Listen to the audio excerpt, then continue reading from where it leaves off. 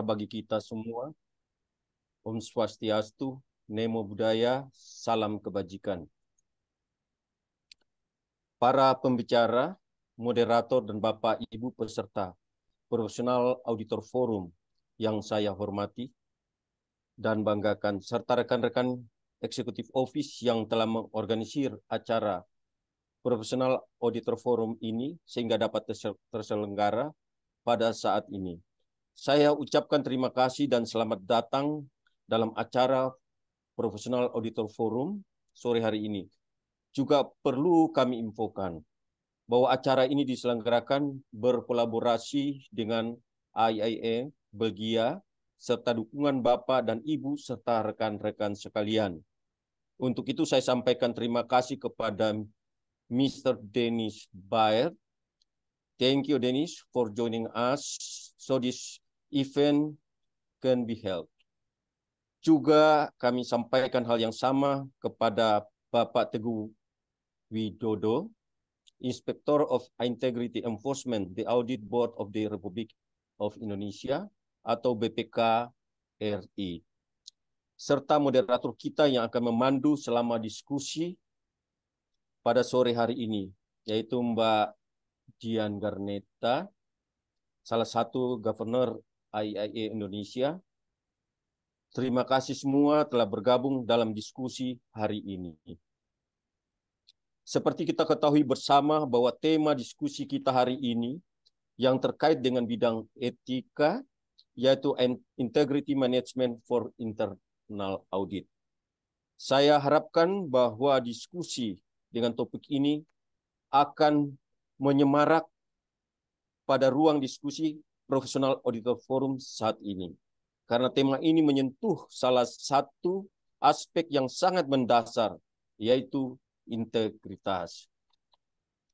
Dan sore ini kita akan mendengar para pembicara menguraikan aspek-aspek terkait integritas. Manajemen bagi auditor internal dan bagaimana mengimplementasikannya dalam dunia nyata dan kerja. Karena saya yakin inti dari manajemen integritas adalah keyakinan bahwa perusahaan mempunyai kepentingan dan tanggung jawab yang kuat untuk bertindak dengan integritas setiap saat. Dengan demikian, dari ruang forum diskusi for Professional Auditor Forum ini, kita mengharapkan bahwa segenap stakeholder yang terkait dengan pemberdayaan GCG di dunia usaha, termasuk di Indonesia, harus mulai mendorong perlunya penerapan dan pengelolaan integritas menjadi bagian konsen yang para pemangku kebijakan dan para pelaksana di tingkat implementasi, termasuk para auditor internal. Akhirnya saya sampaikan selamat berdiskusi, selamat menyimak dan berdiskusi dalam suasana dan semangat progress through sharing agar IIA Indonesia always staying relevant. Terima kasih, selamat sore dan selamat berdiskusi. Saya kembalikan kepada moderator. Terima kasih.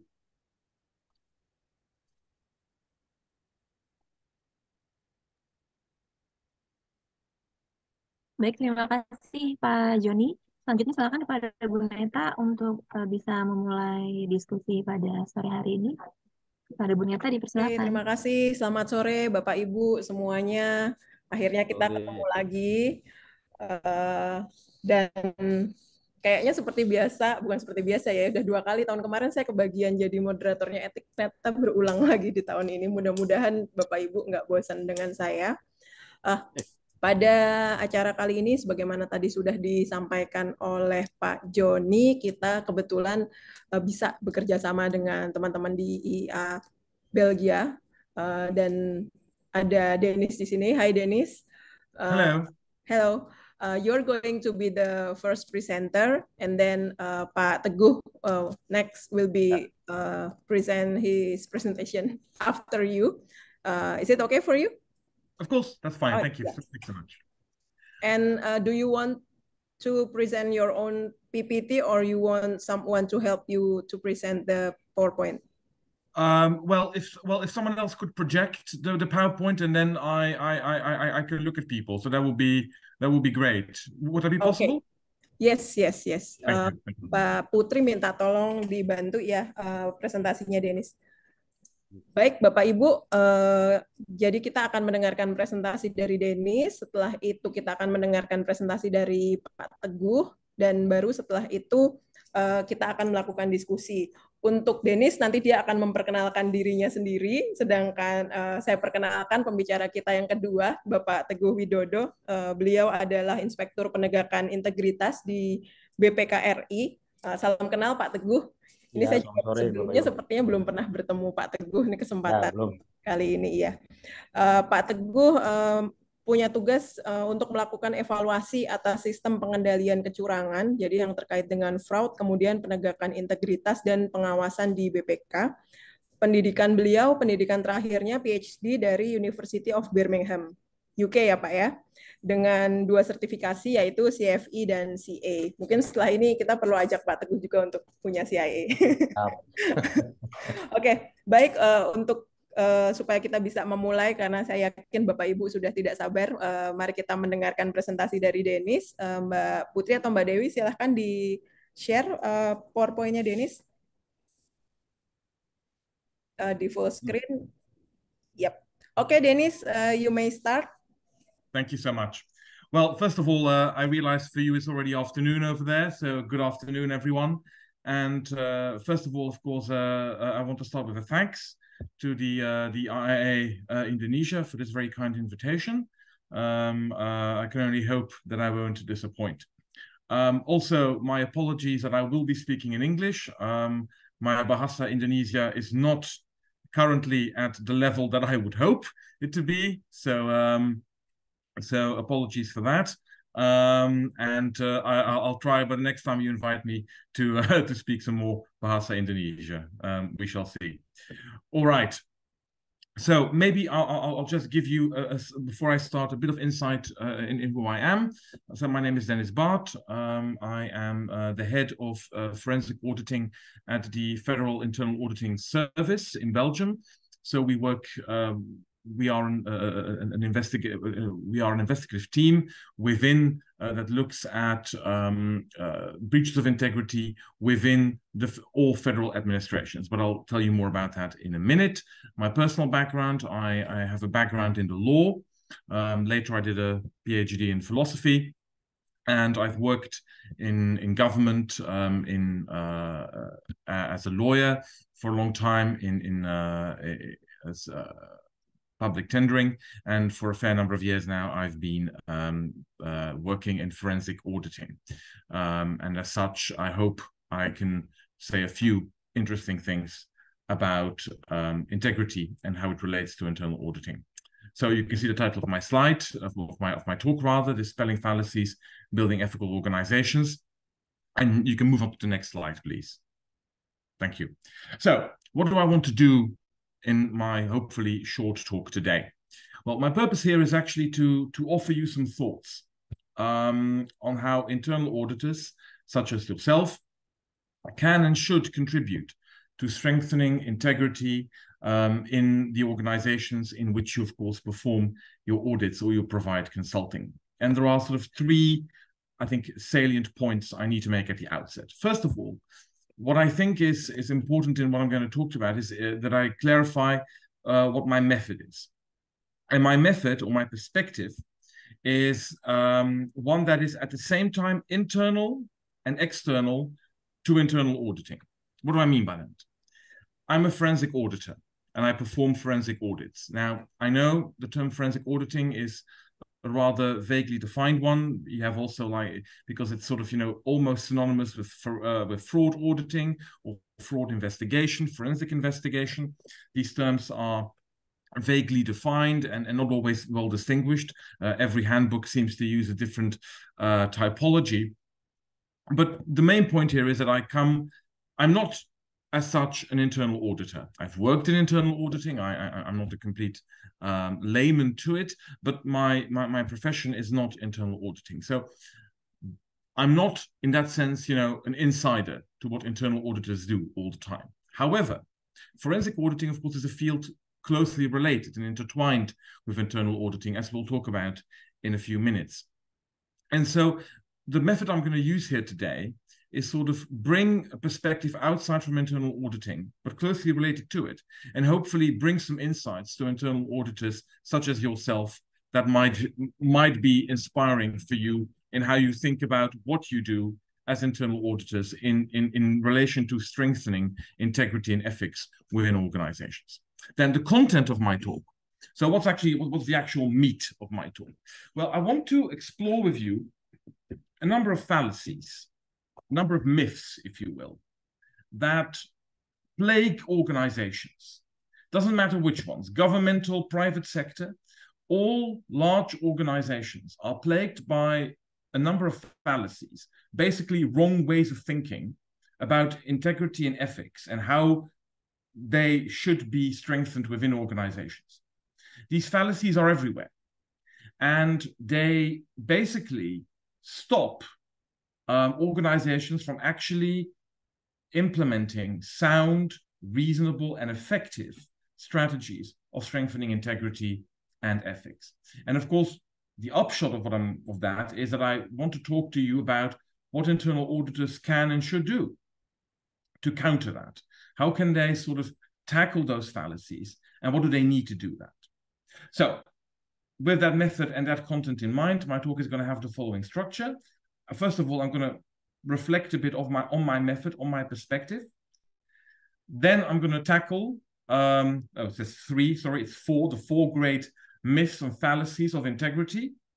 And then, of course, finally, what can internal auditors do to counter these myths and fallacies? So that's the roadmap for the talk. Can we have the next slide, please? Hello? Thank you. Okay. So, the perspective. So as I was saying at the beginning, I head the forensic auditing department of the Federal Internal Auditing Service in Belgium. And as such, my department is a bit of the odd one out. It's a bit of an anomalous part of that Federal Internal Auditing Service. Why? Because the grand majority of that Federal Internal Auditing Service, of course, does, what it says on the tin. It is an internal auditing service. And the vast majority of my colleagues are internal auditors. And they might be doing operational internal auditing, they might be doing IT internal auditing, they might be doing financial internal auditing, but they are internal auditors. We, as me and my team, as forensic auditors, we do something else. We don't do what you could call internal audits, according to the method that internal auditing uses. We perform, we could call them forensic audits, administrative investigations into possible breaches of integrity by federal civil servants in Belgium. Well, obviously, that's because we are, the Federal Internal Auditing Service. We're a federal government body. Of course, fraud auditors or forensic auditors in other contexts will investigate breaches of integrity in those contexts. And as such, every forensic audit, every forensic investigation is about answering three questions. First question, has a breach or have breaches of integrity taken place? That's the first one. If there's no breach of integrity, then there's nothing to see here. Now, if the answer to that first question is yes, then we have to ask a second question and a third. The second question is, well, if these breaches of integrity have been committed, do they constitute a penal or disciplinary infraction by one or more people? And which people are they, right? Third, if there has been a breach of integrity, what are the structural factors or the structural failings within the organization that have allowed this to happen, right? So the first question always is, has there been a breach of integrity? 2 and 3. We look at the individual and the collective aspect of that breach of integrity. Now, obviously, I don't need to explain to you, but I'm going to I put it in the slide anyways. Well, this is of course very different than what internal auditing does, right? On a number of levels. First of all, whereas internal auditing is preventive, right? an internal auditor goes into an organization to look at how risks for the future might be managed. Well, we are reactive. We come in when the risk has already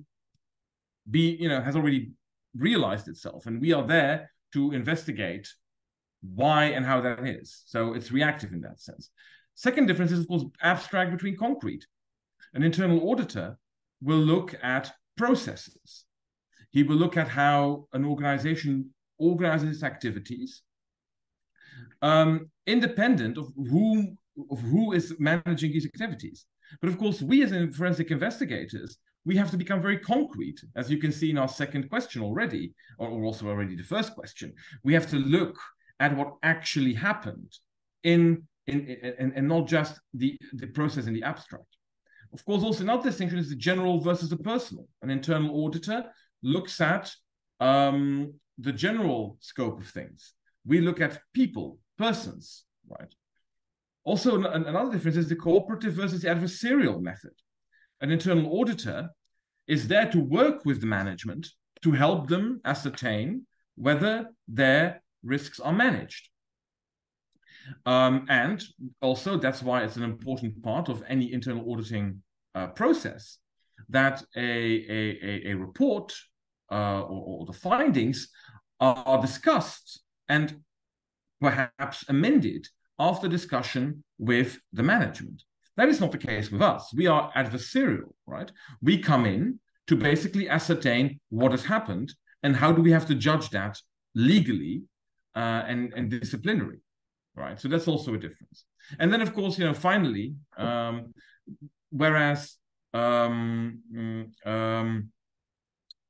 internal auditors will always go towards structural recommendations, we will have both personal and structural recommendations, right? We will also talk about what is wrong in the organization, but also how should certain people be, well, quote unquote, punished for what they've done, or should they be disciplined? Right. So can I have the next slide, please?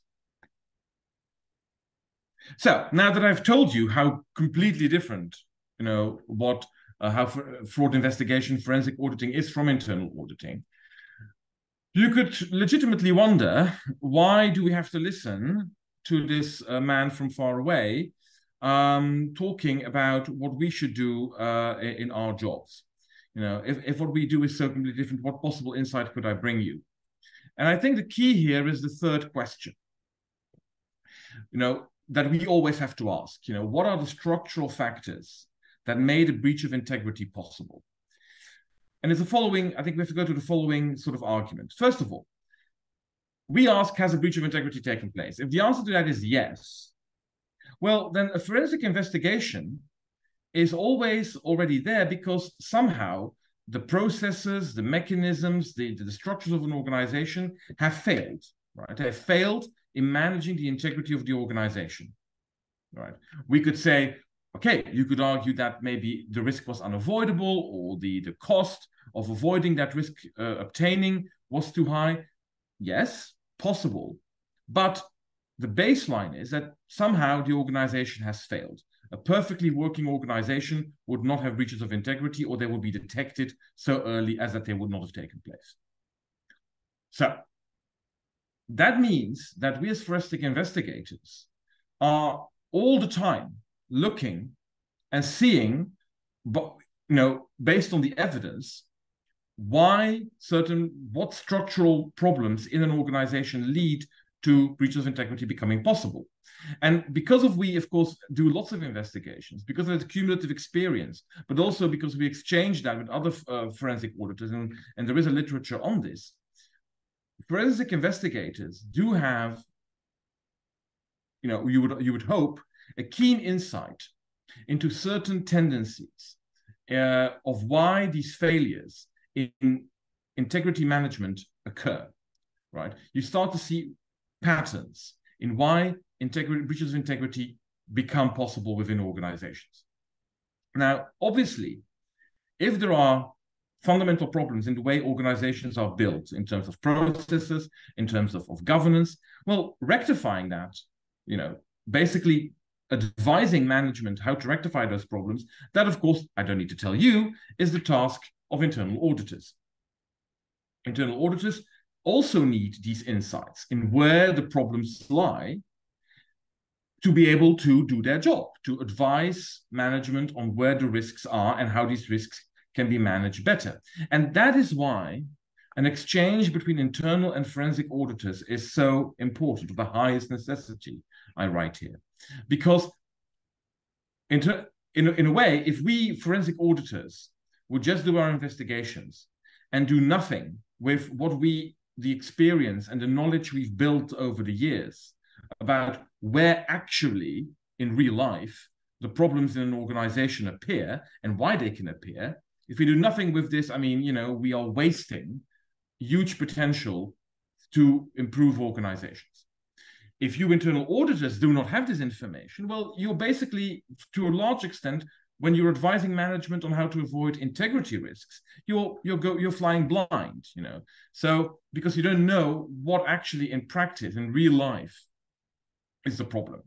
So and then it's obvious, of course, what my purpose of my talk here today is bring from my outside perspective to internal auditing to hopefully bring you some key insights in where the big problems lie in organizations in managing their integrity, and hopefully that will be that will offer you some interesting, inspiring ideas, at least, on where you could go in when you do internal audits and how you could tweak the way we do that.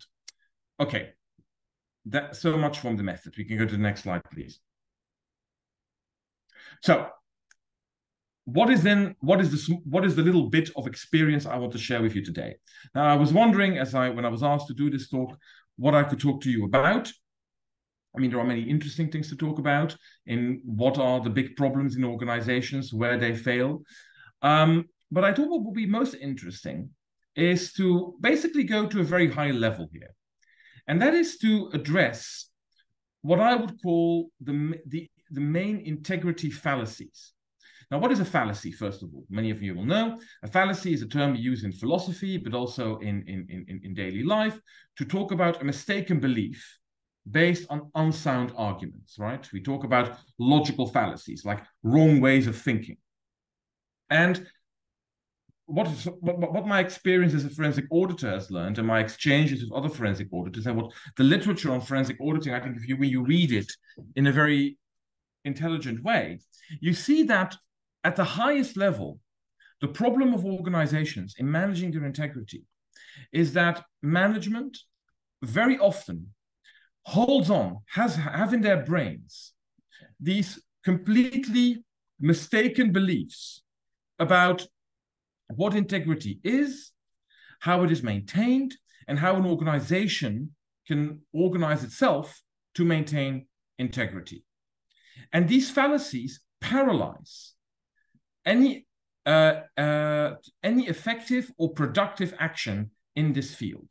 Because if you don't even have these fallacies, prevent you from seeing the true issues. And if you don't see the true issues, how can you possibly develop sound strategies? So often you see that organizations will expend lots of resources, lots of manpower, lots of time and energy in tackling integrity. Often a large part of that time and energy will go into trying to convince other people how ethical they are. But because these organizations and the people leading them, and not just people leading them, everyone has these fundamentally wrong ideas about integrity in their head, actually this energy is wasted.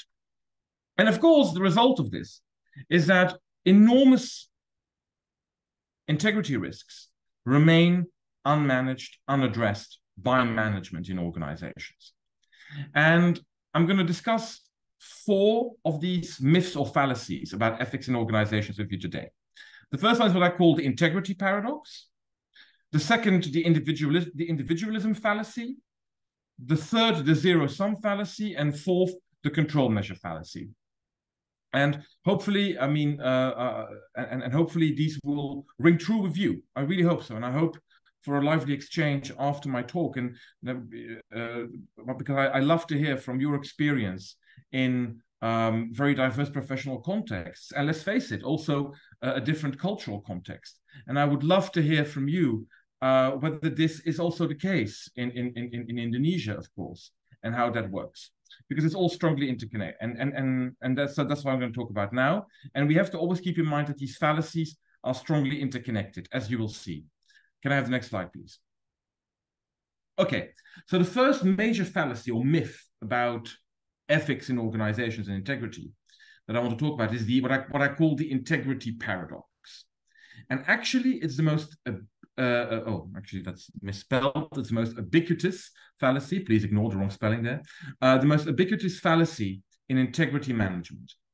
And the problem is that it's so deeply rooted that it's very difficult to point at it in an organization and therefore to root it out. Now, what is the integrity paradox? The integrity paradox is, and I describe it very briefly there, it's the belief that caring about integrity in your organization is already the way you maintain it. What do I mean by that? When you talk to management, in my case, government administrations, and you ask them, is integrity important in your organization? Do you think that's important? They will all say, oh, yes, it's incredibly important. It's, in fact, the most important thing. We are a public body. We work with taxpayer money. We are charged with taking care of the common good. Integrity is of the utmost importance. And then I ask, very good. So what do you do to maintain integrity? And then they look at you and say, like, what? No, we think it's important. We care about it. So automatically, we are an ethical organization. This is, of course, a very pernicious and wrong idea. Just because of the essence of it, right?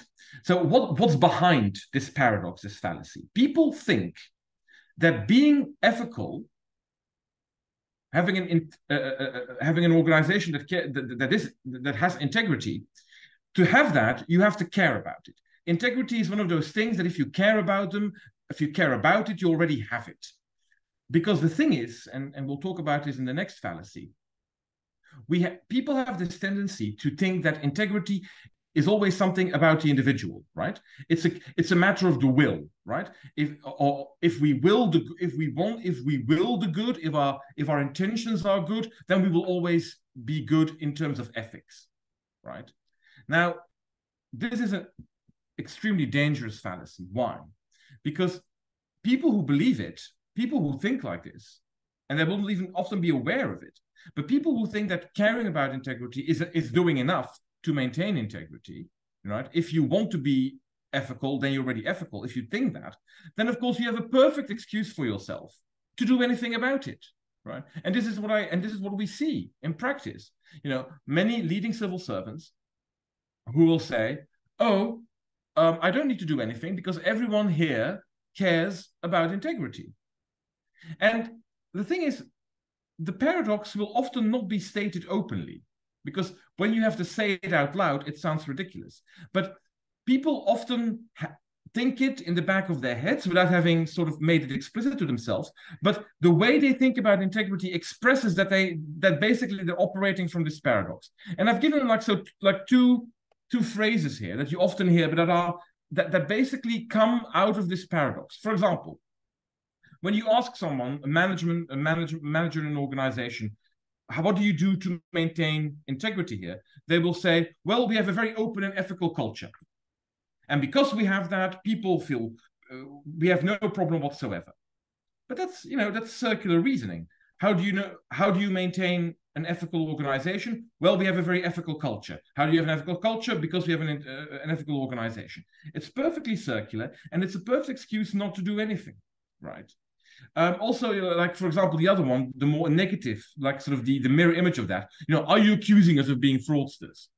Because when you address the idea that to have an ethical organization, you actually have to implement some policy or think about it, then they say, well, no, are you now saying that we don't care about integrity? Is that what you're saying? And of course, that's not what we're saying. But if you think that being ethical is the same as caring about ethics, on an organizational level, then you will come to these sort of strange ways of thinking. Now, this integrity paradox depends very heavily on another fallacy, the second one we're going to discuss, and that's the individualism fallacy. Can we have the next slide, please? So the individualism fallacy. Now, what is that? The individualism fallacy is the belief that the integrity of an organization is the sum of all the personal integrities of all the people working in the organization.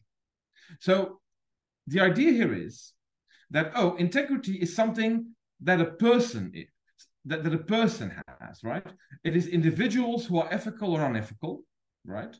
We want to follow the rules, we want to follow the law, we want to follow ethical principles. And if you have that, you are, you have integrity. Now, what does the individualism fallacy say? If the integrity of an organization depends on all these personal integrities of the people working for it, right? So you think of integrity as something essentially individual, and the integrity of an organization is just the sum of all those personal integrities together. Now, that this fallacy is understandable, right? Why is it understandable? Because yes, in daily life, we think about integrity as being an ethical category, right?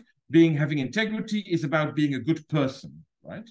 And so we always think about integrity, ethics in an individualized way, right? You as a person are good or bad, right? You have integrity or you don't. And then, of course, if it's so individualized, we think that an organization, the integrity of an organization, is nothing but the sum of those things. But it's a wrong idea. And it creates a very dangerous fatalism within and outside your organization. What do I mean by that?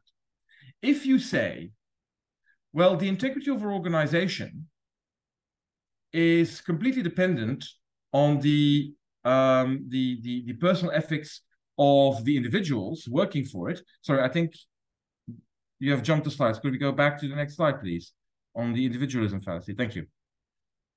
If you think that, well, the only thing we can do in our organization to have integrity is have people with integrity working in it, well, you're basically giving yourself a free pass to do anything, right? Not to do anything, I mean. Because managers cannot look into the souls of the people working in the organization. You can't determine for each and every person coming to work for you whether they have integrity or not, whether they're ethical or not. It's impossible. Of course, you can do some things. You can have pre-employment screening and that sort of thing, but the impact of that is relatively limited, right? So the integrity of, and so when you believe that that's all you can do, then you won't do anything else. But it's wrong, because the integrity of an organization is not just the result of the personal integrity of all the people working for it. It's important, of course, but it's only one small factor. And indeed, the integrity of the organization is the result of an entire set of policies, right? An organization can do many things to strengthen its integrity, even if some people within that organization are not very ethical. That's one point. Another point is that we often think that people in an organization do unethical things because they themselves are unethical, but that is untrue. People, and this is a sort of a, I know it's a provocative idea, but people are as ethical as the organization allows them to be. And the people working in an organization, they might want to do the right thing, but often the way the organization works, the way the processes are organized, or the incentives that are there, they're basically forced to do unethical things. And when we don't see that, we remain blind to what often are the very real ethical problems in an organization, right? What are perverse incentives, for example? What are the problems within the hierarchy? And when we think of integrity as being solely generated by the individual, we don't see that. And of course, this is what often happens when big scandals in organizations break out, right? Then the story will often be, oh, it's a few bad apples. We have very sound ethical principles and we tell everyone what those principles are. And so the problem that happened now is because there were a few bad apples. The fact is that that's often untrue and certainly unhelpful to plan to improve things for the future. The bad apple theory is always a very cheap excuse for organizations, right? Because you individualize the problem of ethics and integrity. Whereas actually the question, the far better question very often is when an organization fails in terms of integrity is actually what were the structural factors that made people do unethical things. I can give you a few examples of that. For example, banking scandals. You know, often when individual bankers or traders sell bad investments, unethical investments to customers who are not well informed, and then there is a huge scandal, people lose their money. Often the bank will say, "Oh, this was a bad apple," and we always explain to them, the ethical principles and that they should give, good information to the customers.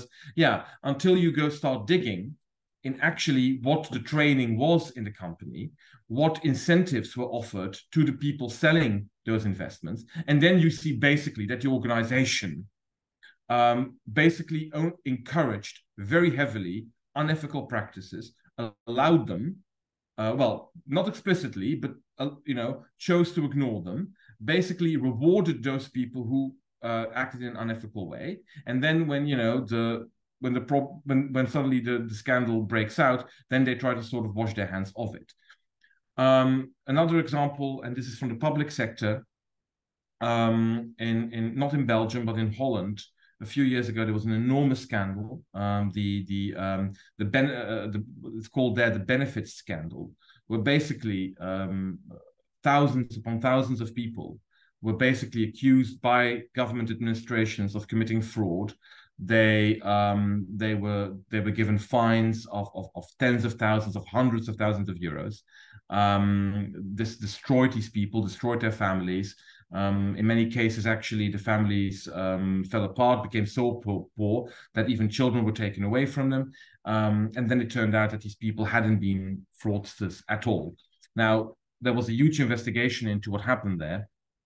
And what became clear is actually that the civil servants charged with doing this knew that what they were doing was wrong. And some people resigned, some people even, tried to commit suicide because they couldn't handle it anymore, what they were being forced to do.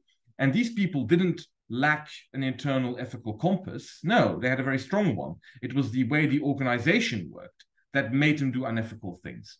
And this way in which we always think that if there is a problem with ethics and integrity in an organization, it's the result of individuals acting unethical, I think then we lose we lose some very important problems in what actually happens in organizations. Can I have the next slide, please?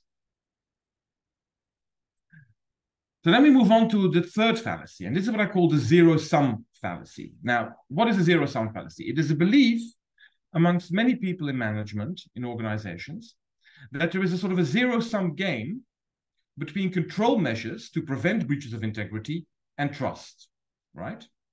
So what they do is, what do I mean by that? They think that in an organization, you either have trust in the integrity, you can only maintain integrity to trusting people, or you can maintain it through control measures. But if you install control measures to make sure no breach of integrity are committed, then you're basically taking away trust from people. Now, and this is often used as an argument to say, well, we're not going to introduce any control measures to prevent or stop or detect breaches of integrity in the organization, because that means we have to basically we're basically not trusting people. We're not trusting our people to do their jobs. We're not trusting them to be ethical people. And there is a certain force to this fallacy because there's a certain emotional appeal to it, right? And I've heard it myself a lot from management, that they say, well, no, like, you know, we trust our people, and if we do this, I mean, we're telling them that we don't trust them, and what are you telling them, that we shouldn't trust people? It's sort of an emotional appeal, right? And once again, it legitimizes, this attitude legitimizes that you're not installing efficient and reasonable control measures to stop, prevent, or detect breaches of integrity within the organization. Now, what's wrong about this way of thinking is that it makes a fundamental mistake about how control and trust in an organization interact, right? They're not complete opposites, where one excludes the other, and what you do if you increase the one, you lose the other. No. Control and trust, when you do it in an intelligent way, and you can also do it in an unintelligent way, and we'll talk about it in the next one, but if you do it in an intelligent way, trust and control do not contradict each other. They strengthen each other, and they require each other. How does that work? Well, first of all, if you are going to install control measures in your organization to detect, prevent integrity breaches, you're always going to need a certain amount of trust, right? One, because if you have absolutely no trust in the people working in your organization, then no control measure will help, right? If you're convinced that everyone in your organization are basically a bunch of criminals, basically, who will leap at the first opportunity to do unethical things, if that's what you believe, then no control measure will help you. That's one. Second, if you're going to do control measures, well, you'll always need people to enforce them. You always need people to report back to you about them. You will need people to work within and through these control measures. So to that extent, you always need trust, right? If you don't have no trust whatsoever, no control measure can be implemented. So that's one thing. Control always implies trust. On the other hand, trust only becomes meaningful and operational if there are some control measures. Because if you just say, well, I trust my people, and then you ask, and then I can ask management, well, but why do you trust them? I mean, to what extent can you trust them, and can you back that up with evidence? If you don't have control measures that tell you certain things, well, then saying I trust my people is just another way of saying, well, I'm refusing to do my job. Let me give you an example. For example, it's a very stupid example, but let's say you have a government department that's in charge of doing payments to citizens, right?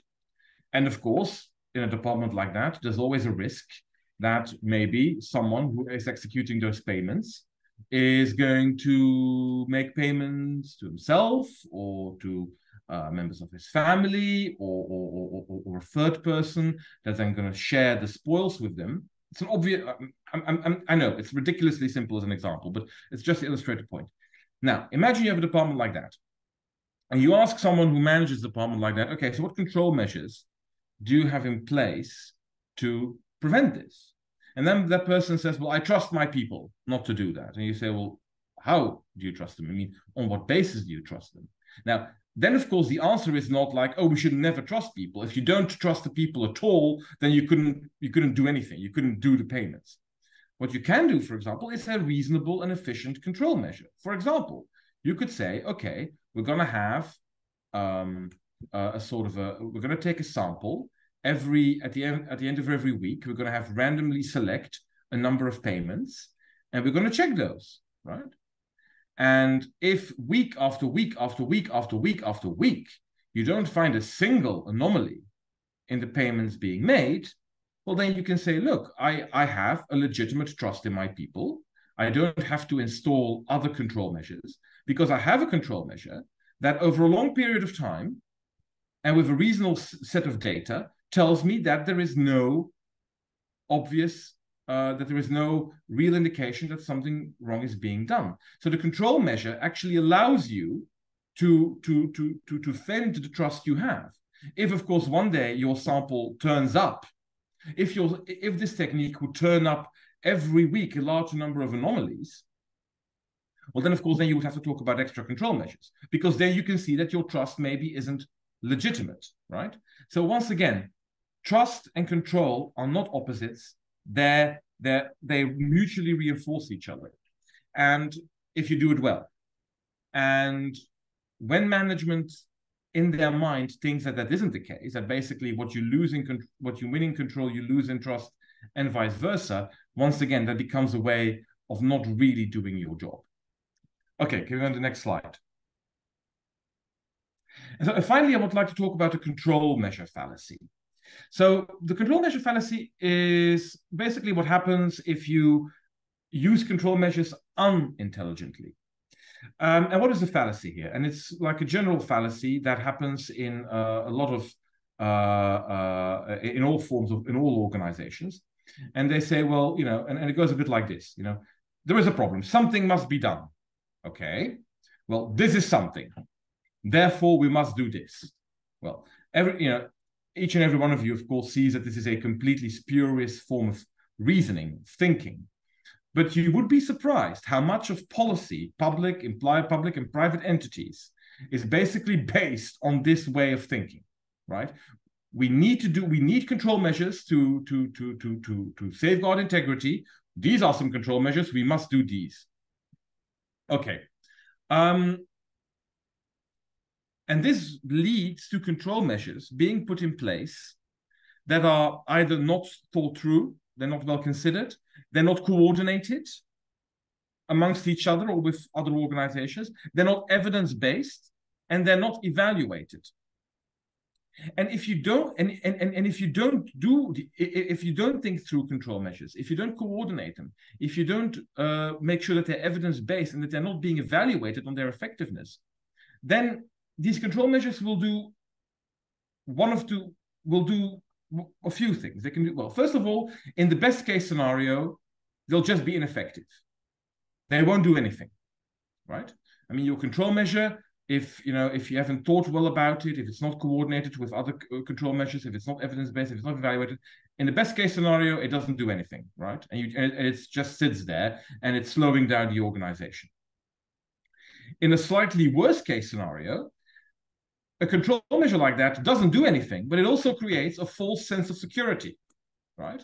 Because then if an internal auditor, such as yourself, comes along and asks in the organization, well, for example, you have a huge integrity risk here.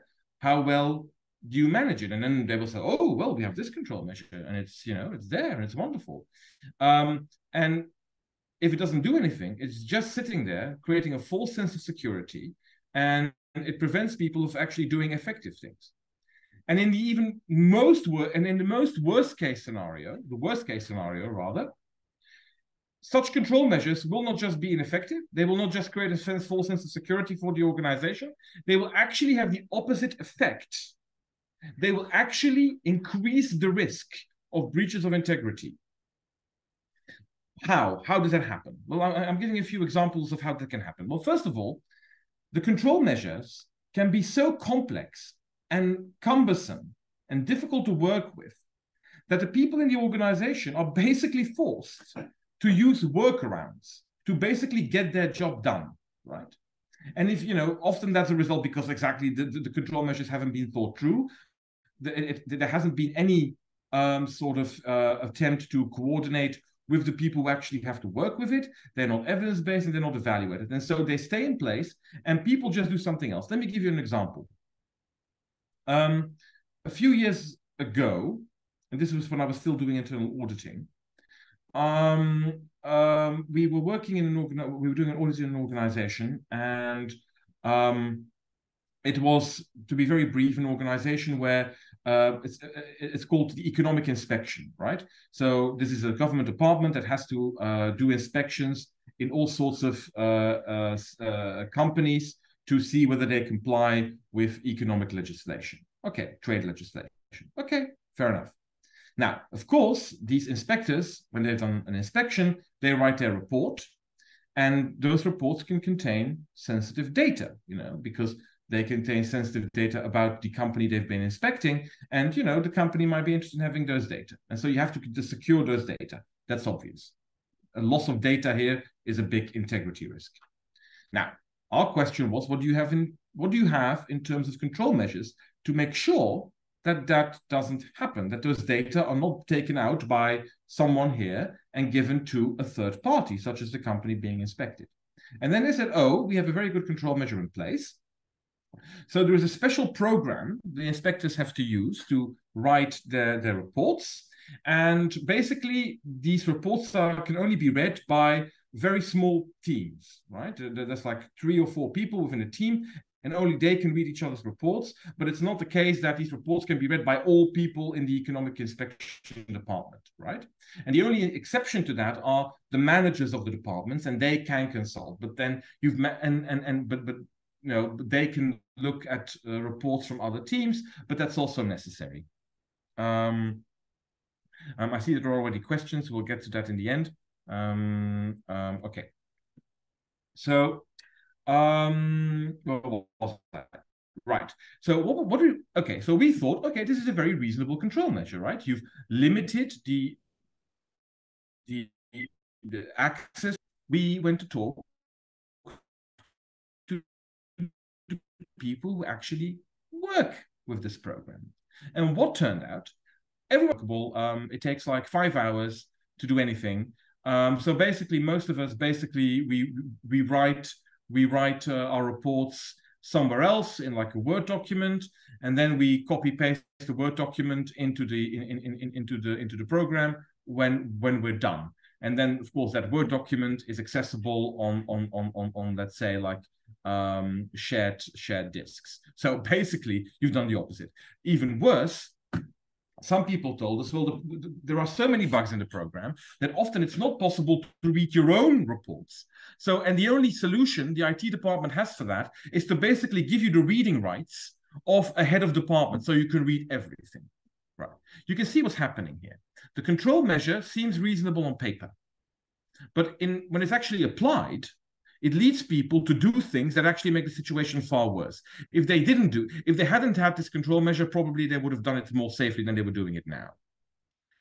Another way in which control measure can have the opposite effect, making the problem worse, is when the measures are not understood or morally assumed. Sorry, Dennis. Yeah.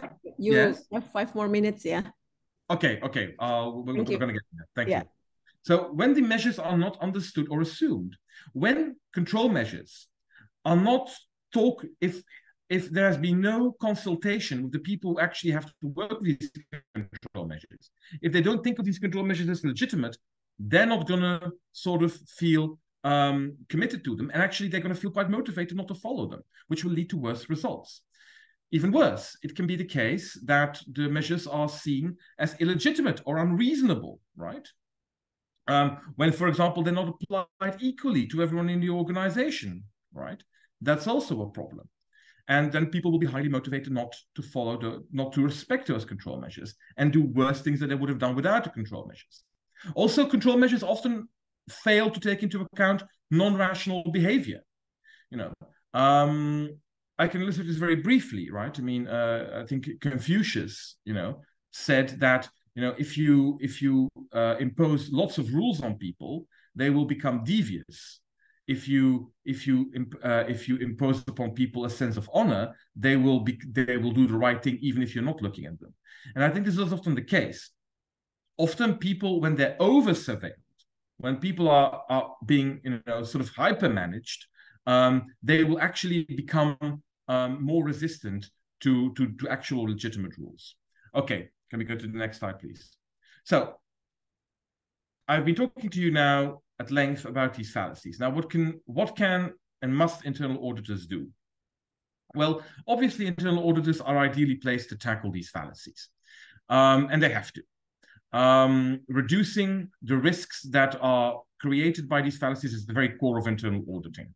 And of course, internal auditors, as you've seen, these fallacies work on different levels in the organization, and internal auditors have to tackle them on those levels.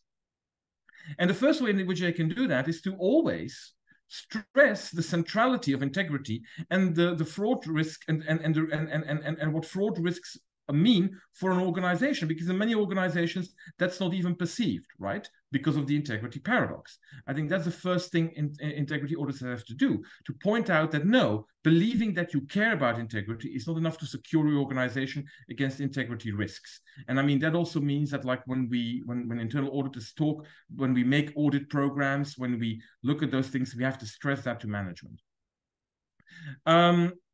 And they must be approached like any other organizational risk, right? When you audit, like, for example, efficiency or performance, you also have to audit integrity risks like that. And one way of doing this is, as I say here, dedicated integrity auditing, where you basically do an audit just on the ways in which an organization manages its integrity management, right? What does it have in place? How should we evaluate it? How can it be improved? And I think we've had some good experience with this in this country. If there are questions about that, I'd be happy to answer that.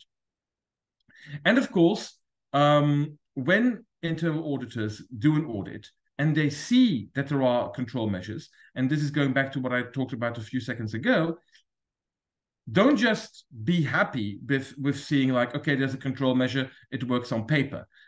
Auditing must go deeper than that, and it must sort of go and follow up really how these control measures really function in the field and whether or not they actually have an effect or actually maybe make things worse.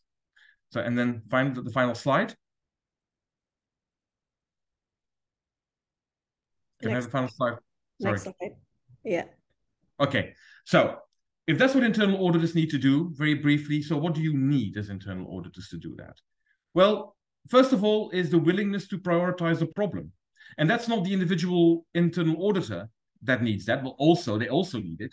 But it also is about, the people managing and people, the people managing internal auditors. They need to prioritize the integrity problem.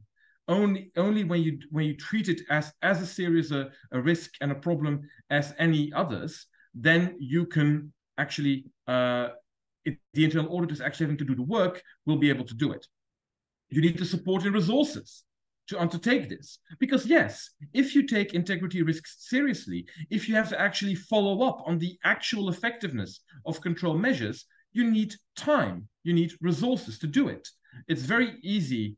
It's very easy to just say, okay, fine, there's a control measure, let's move on. You have to be able to have the time and the people to follow up on that. And then, of course, with the time and the resources also comes a certain mentality with the internal auditors. We need internal auditors who are competent and who can go beyond simple box ticking, right? And that's very important. An internal auditor should not sort of simply see his task as saying, okay, there's a control measure, it works on paper, fine. No, we have to go beyond that and actually check up on it. And this is my final point, the auditors also need to support in tackling these issues, even when there is strong resistance. And I'll close on that idea. As I said a few seconds ago, we have had some good results in this country, my department, in integrity auditing. What does that mean? We do basically like a big internal audit, but just on the way an integrity system is managed. There are good results here, and I think it's very promising. However, experience learns that it is a very sensitive issue to tackle. Management will be very resistant to being audited on this theme, because the problem is once you say, look, there are these and these and these problems in your integrity management system, very easily they will say, you're accusing us of being fraudsters. You're accusing us of not being an ethical organization. And this will often put a lot of tension on the relationship between an auditing department, internal auditing department, and the rest of the organization. And when conflicts like that arise, the people managing the internal auditors need to have their back, need to support the internal auditors in doing this. This is a far more emotive and sensitive issue often than other issues on which internal audits are being performed. And I think that's an important thing to keep in mind. So I hope I was just about in my allotted time. Thank you so much for listening to me. I hope there have been some interesting things here. Obviously, I will be very happy to take any questions you have. I've seen, Netta, that there are some questions in the chat. Shall I look at those, or do you want to take other questions? Oh, okay. Dennis, actually, we will listen to Pak Teguh presentation first, and then okay, very good. We will have time for discussion, and you can answer questions. Fine. So thank you for your presentation, and now we will hear from Pak Teguh first. Maybe you can read the questions that for you, and then we will get back to you later. Thank you, Dennis. Yeah. Thank you. Baik, Bapak Ibu, tadi sudah kita dengarkan dari Dennis presentasinya, cukup menarik dan pusing juga ya, maksudnya banyak sekali ternyata hal-hal yang perlu diperhatikan. Sekarang kita akan mendengarkan presentasi dari Pak Teguh Widodo. Silakan Pak Teguh. Ya, makasih banyak Mbak Neta. Selamat sore Bapak Ibu, Assalamualaikum, salam sejahtera untuk kita semua. Mudah-mudahan saya tidak lama ini karena Dennis Baert sudah cukup panjang lebar. Mudah-mudahan saya bisa mengisi begitu tadi ya, ada 4 paradoks atau falasi yang disampaikan oleh Dennis Baert, menarik begitu. Kita harus memperhatikan banyak hal. Sebelumnya mungkin saya perkenalkan diri dahulu. Saya salah satu inspektur di Badan Pemeriksa Keuangan. Judulnya tadi sudah. 2 inspektur lainnya adalah inspektur yang bertanggung jawab terhadap proses bisnis utama BPK, yaitu mutu pemeriksaan. Kemudian inspektur yang kedua adalah mutu kelembagaan. Nah, di sisi saya penegakan integritas begitu.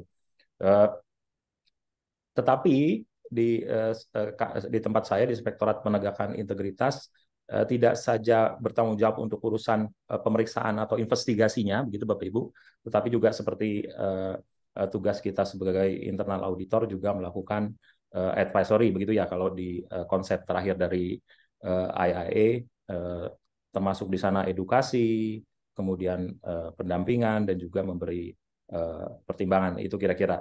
Jadi topik hari ini sangat menarik. Saya pikir Bapak Ibu yang hadir di sini ada yang dari sektor swasta, ada juga yang dari sektor pemerintah. Kita sharing saja praktik integrity management yang ada di BPK dan juga terus dikembangkan.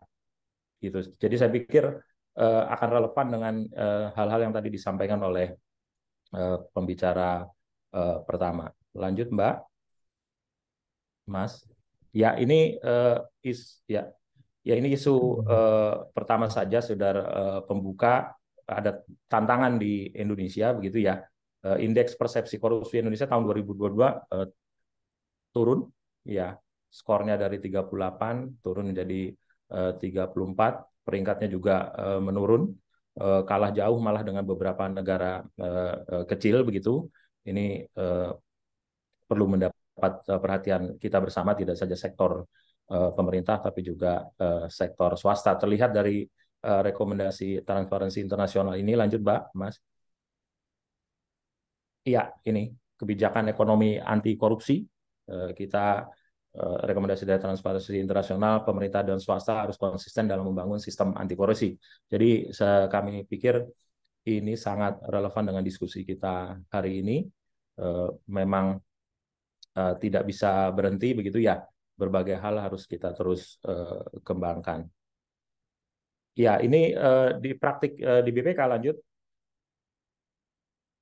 Ya, ini saya tentu saja karena kami di sektor pemerintahan banyak ketentuan perundang-undangan yang mengatur tugas kami, termasuk tugas di inspektorat utama. Kami kalau di kementerian lembaga lain namanya inspektorat jenderal ya, kami inspektorat utama tadi ada 3 inspektorat atau inspektur. Nah ini BPK menggunakan Intosai Principle dan Intosai Standard dalam melakukan tugasnya begitu Bapak Ibu. Kami merujuk atau mengadopsi Intosai Principle kemudian nanti diadopsi dalam bentuk-bentuk peraturan atau ketentuan lain di BPK. Ini kami sampaikan dulu berbagai hal yang diatur di sini menyangkut integrity management begitu.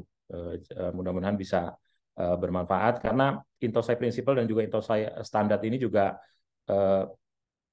seringkali mengadopsi dari yang ada praktek-praktek di sektor swasta. Lanjut. Nah, ini beberapa hal dari ISAI. Ini Intosai, mohon maaf saya tambahkan, Intosai adalah perkumpulan perkumpulan BPK negara sedunia, Bapak Ibu. Jadi kita punya prinsipal dan juga standarnya. Nah, ini paling tidak ada 3 standar nih, ISAI standar yang sangat terkait dengan integrity management. Nah, yang pertama adalah ISAI 100. Itu prinsip untuk mengaudit sektor publik. Di situ disebutkan bahwa BPK harus menerapkan dan memelihara prosedur yang terkait dengan etik dan quality control begitu.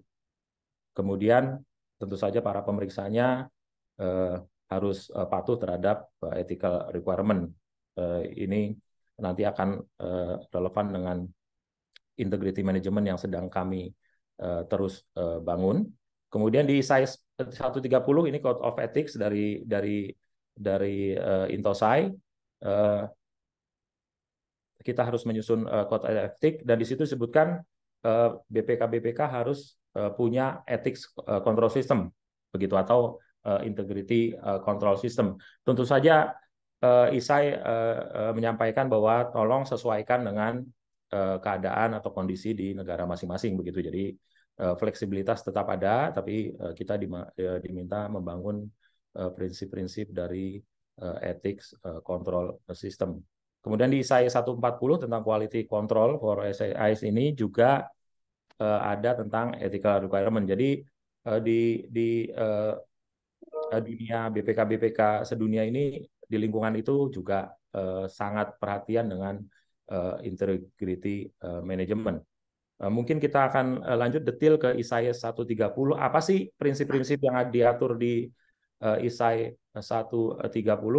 Lanjut. Ya, ini. Tentu saja yang pertama adalah Code of Ethics. Iya.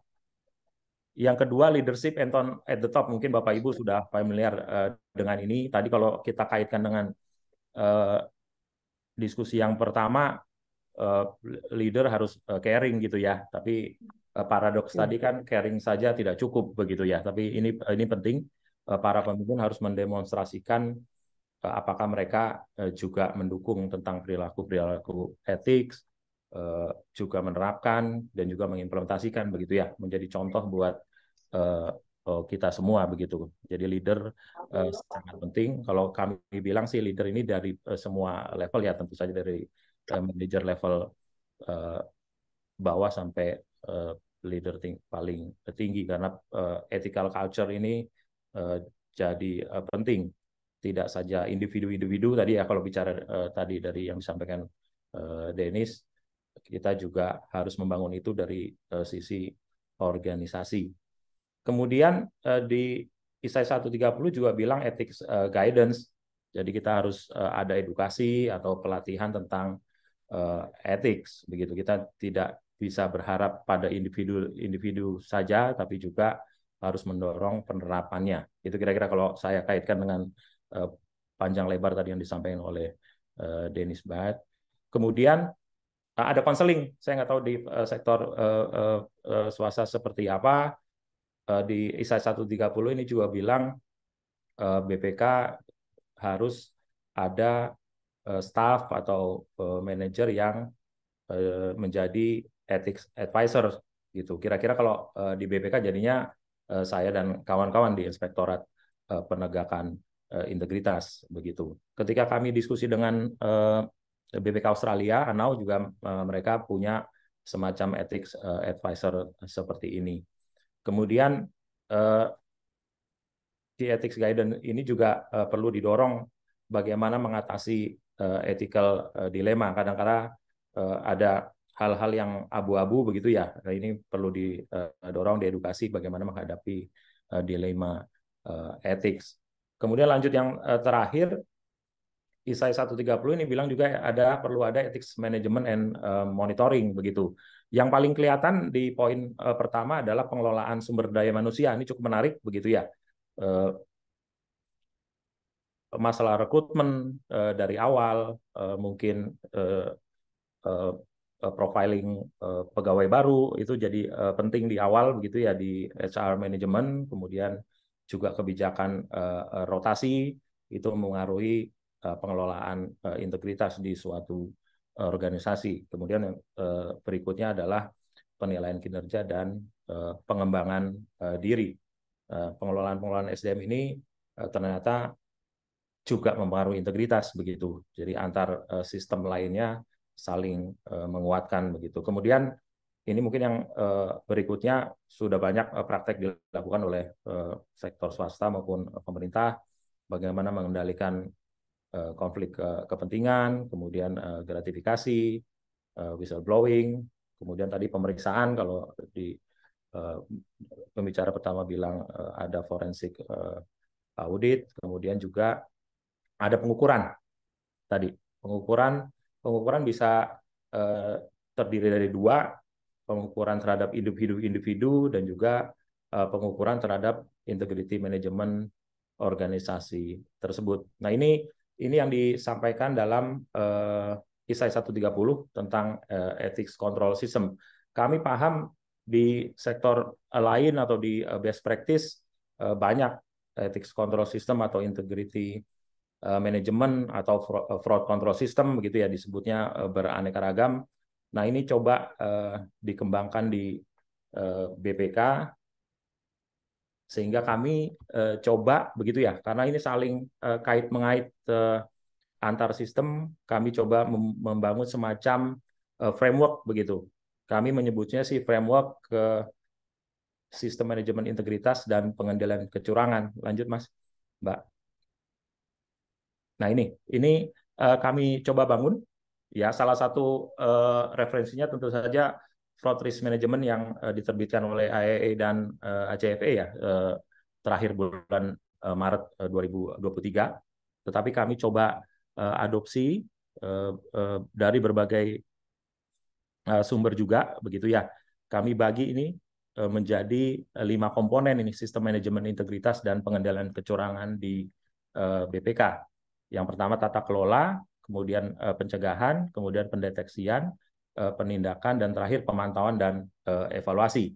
Mengapa sih kami bangun peta kerangka kerja seperti ini? Mungkin sepanjang yang kami pahami, begitu ya, kami searching berbagai literatur, referensi, petanya tidak banyak begitu ya yang menyusun peta seperti ini. BPKP punya fraud control plan begitu ya, kalau di sektor pemerintah mereka punya ada 10 item atau 10 komponen dari fraud control. Nah, ini kami bangun coba peta seperti ini, peta kerangka kerja. Ini akan mengatur prinsip-prinsip begitu ya untuk setiap subkomponen yang ada di bawahnya. Ini ada sekitar 33 subkomponen yang saling mengkait. Contoh misalnya saya coba jelaskan beberapa saja. Misal tadi saya sampaikan akan relevan dengan yang disampaikan pembicara pertama tadi. Misalnya di pendeteksian ada pelaksanaan review atas mutu pemeriksaan begitu. Ya, ini mungkin nggak ada di fraud control system di referensi lain, tetapi kami pasang di sini karena BPK punya proses bisnis utama yaitu pemeriksaan begitu. Nah, kami inginnya ketika inspektorat yang mereview mutu pemeriksaan juga tidak hanya bicara review tentang substansi pemeriksaan begitu ya, kerja bagaimana memeriksa pemeriksaan, tapi juga ada sense integritasnya di sana, integritinya. Apakah praktek kerja pemeriksaan para auditor kami ketika memeriksa pengelolaan keuangan negara juga bagaimana ada risiko integritas nggak di situ begitu. Misalnya kalau ada dugaan pelanggaran baru dikirim ke kami di Inspektorat Penegakan Integritas. Itu contoh saja bahwa peta kerangka kerja manajemen integritas ini dibangun, kami coba adopsi sesuai dengan kondisi yang ada di BPK. Peta-peta ini nanti kami akan susun begitu ya dalam principle base saja, dan ada ada unit-unit yang bertanggung jawab begitu di setiap subkomponen ini begitu agar kelihatan saling kait mengait. Contoh misalnya di pengelolaan SDM di pencegahan itu agak di tengah, ini kami munculkan agar kita jadi perhatian begitu ya organisasi bahwa pengelolaan SDM itu penting untuk membangun integritas begitu kira-kira.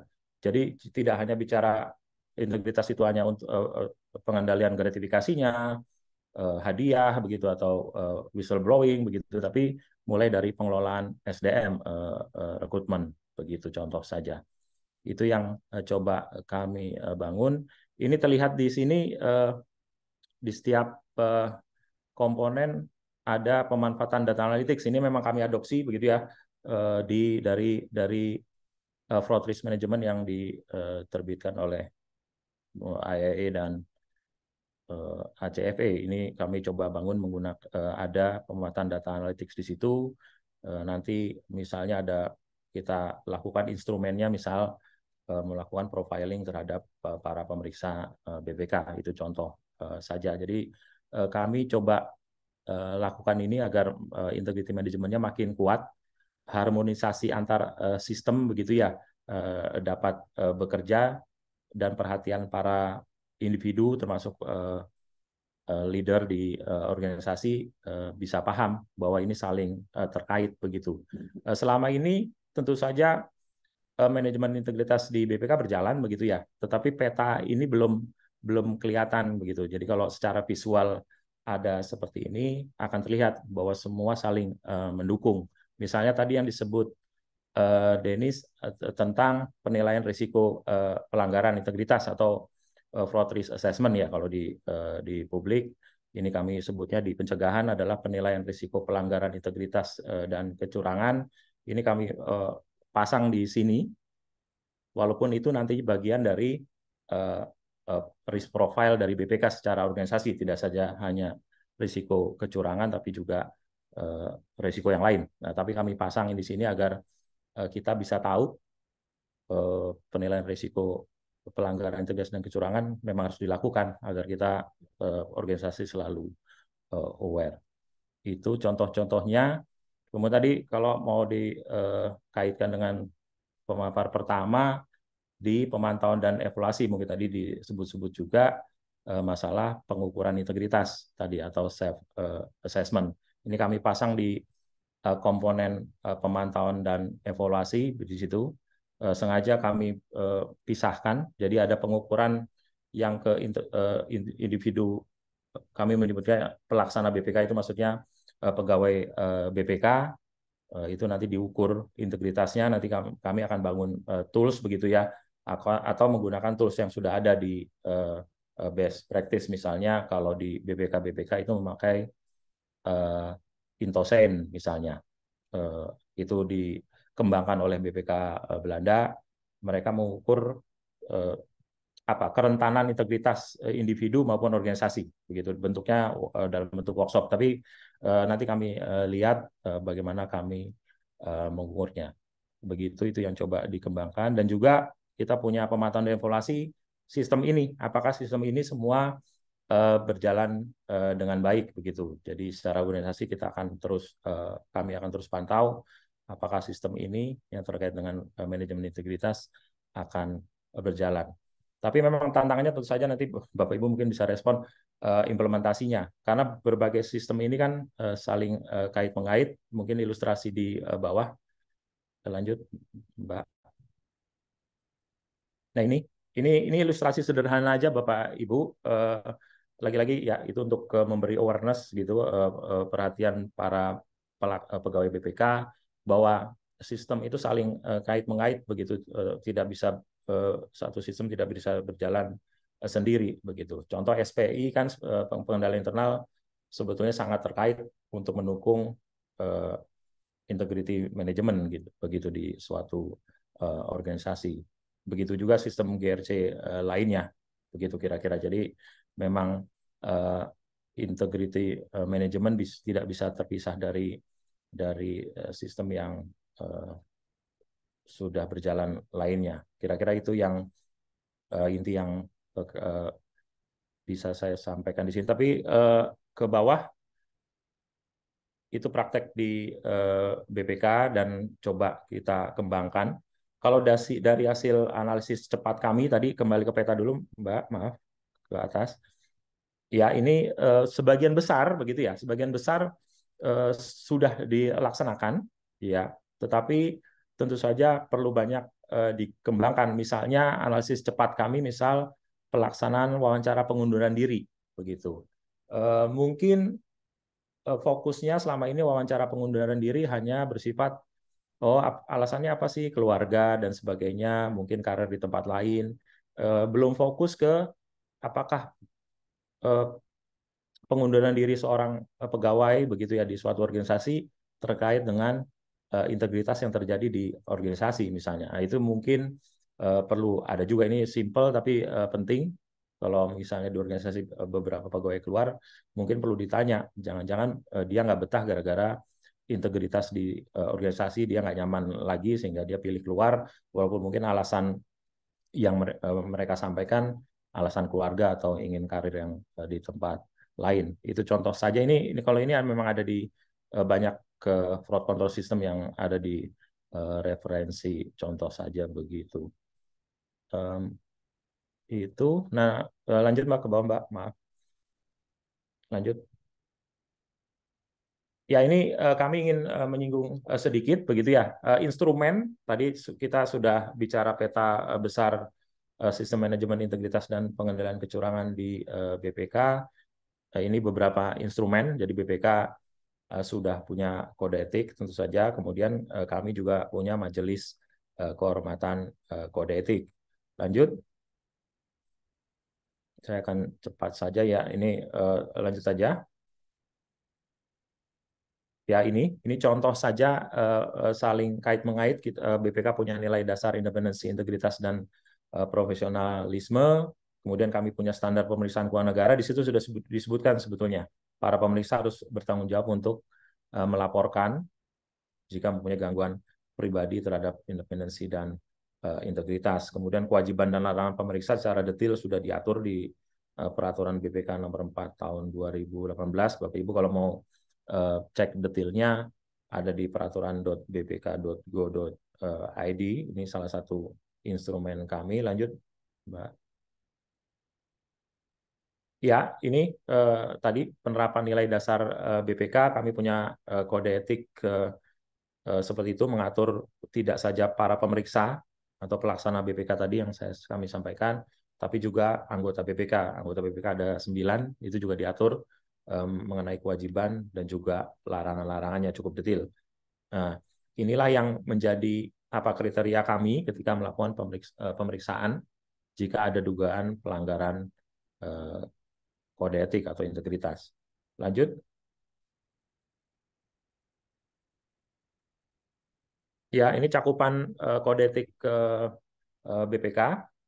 Jadi kami juga mencakup pihak lainnya. Mungkin yang jadi perhatian Bapak Ibu, pihak lainnya. Ini pihak lainnya kalau ada pihak-pihak yang bekerja melakukan pemeriksaan untuk dan atas nama BPK. Nah, mereka-mereka itu juga menjadi atau harus patuh dengan kode etik BPK.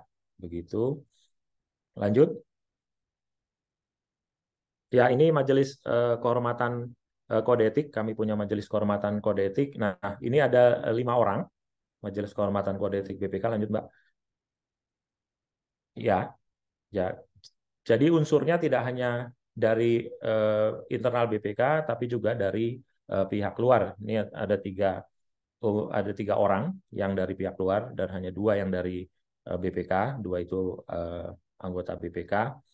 Nah, dari unsur akademisi dan unsur profesi ada 3 orang. Nah, ini agar harapannya Majelis Kehormatan Kode Etik ini mampu mendukung ya penegakan kode etik yang ada di BPK. Begitu. Saat ini anggotanya ada Profesor Linda Gani, kemudian Profesor Rusmin dan juga Profesor Agus Surono, itu yang dari pihak luar Bapak Ibu. Masa jabatan mereka 2 tahun 6 bulan. Kami secara reguler melakukan sidang MKKE di PPK di Gatot Subroto. Lanjut. Ya, ini langsung aja langsung Mbak ke siklus. Nah, ini kira-kira siklus sederhana alur penanganan dugaan pelanggaran kode etik ini di BPK.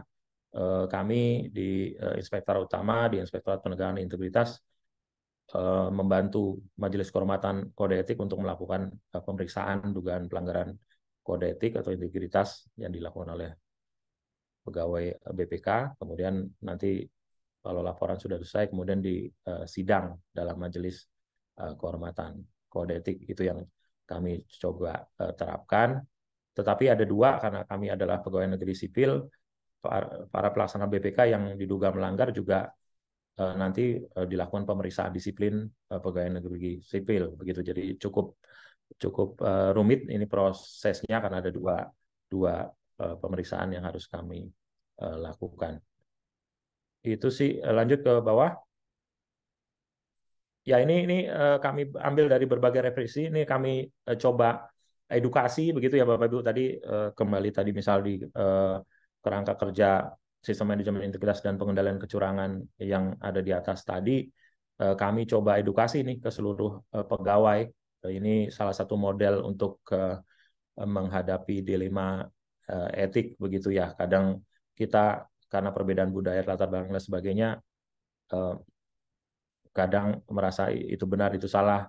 Kalau di referensi ini sih, kalau jawabannya jelas ya, ada pernyataan lab adalah iya, maka udah pasti Anda mengalami gangguan etik, begitu, gangguan etika. Jadi di referensi ini sederhananya bilang nggak banyak sebetulnya ethical dilemma. Ini yang kami selalu sampaikan kepada kolega kami adalah sebetulnya paling jelas ya nomor 3 dan nomor 4 ya. Apakah kalau teman-teman malu begitu ya bercerita sesuatu kepada kolega atau keluarga, berarti ada masalah gitu. Mungkin ada pelanggaran begitu kira-kira. Atau bercermin sendiri, apakah nanti kita menyesal nggak dengan keputusan yang kita ambil. Gitu kira-kira. Ini contoh saja, ini model untuk menghadapi solusi untuk menghadapi ethical dilemma. Lanjut. Ya, ini pengendalian gratifikasi di BPK, saya pikir saya nggak akan panjang lebar, karena di sektor Bapak Ibu, saya yakin instrumen ini juga ada, tapi kami terus dorong, begitu ya. Harus selalu kami ingatkan kepada kolega kami mengenai pengendalian gratifikasi, begitu. Jadi kami juga baru menerbitkan aturan internal kami yang baru, agar makin sesuai dengan kondisi yang ada saat ini. Lanjut, kemudian tentang WBS, ini juga lanjut Mbak, salah satu instrumen. Ini WBS kami buka untuk publik. Jadi kan kalau menurut ISO yang terkait dengan penanganan pengaduan bisa dari mulai pengaduan tentang kinerja organisasi sampai dengan kinerja individu, begitu ya. Nah, ini laporan-laporan yang kami terima di WBS bisa bervariasi seperti itu.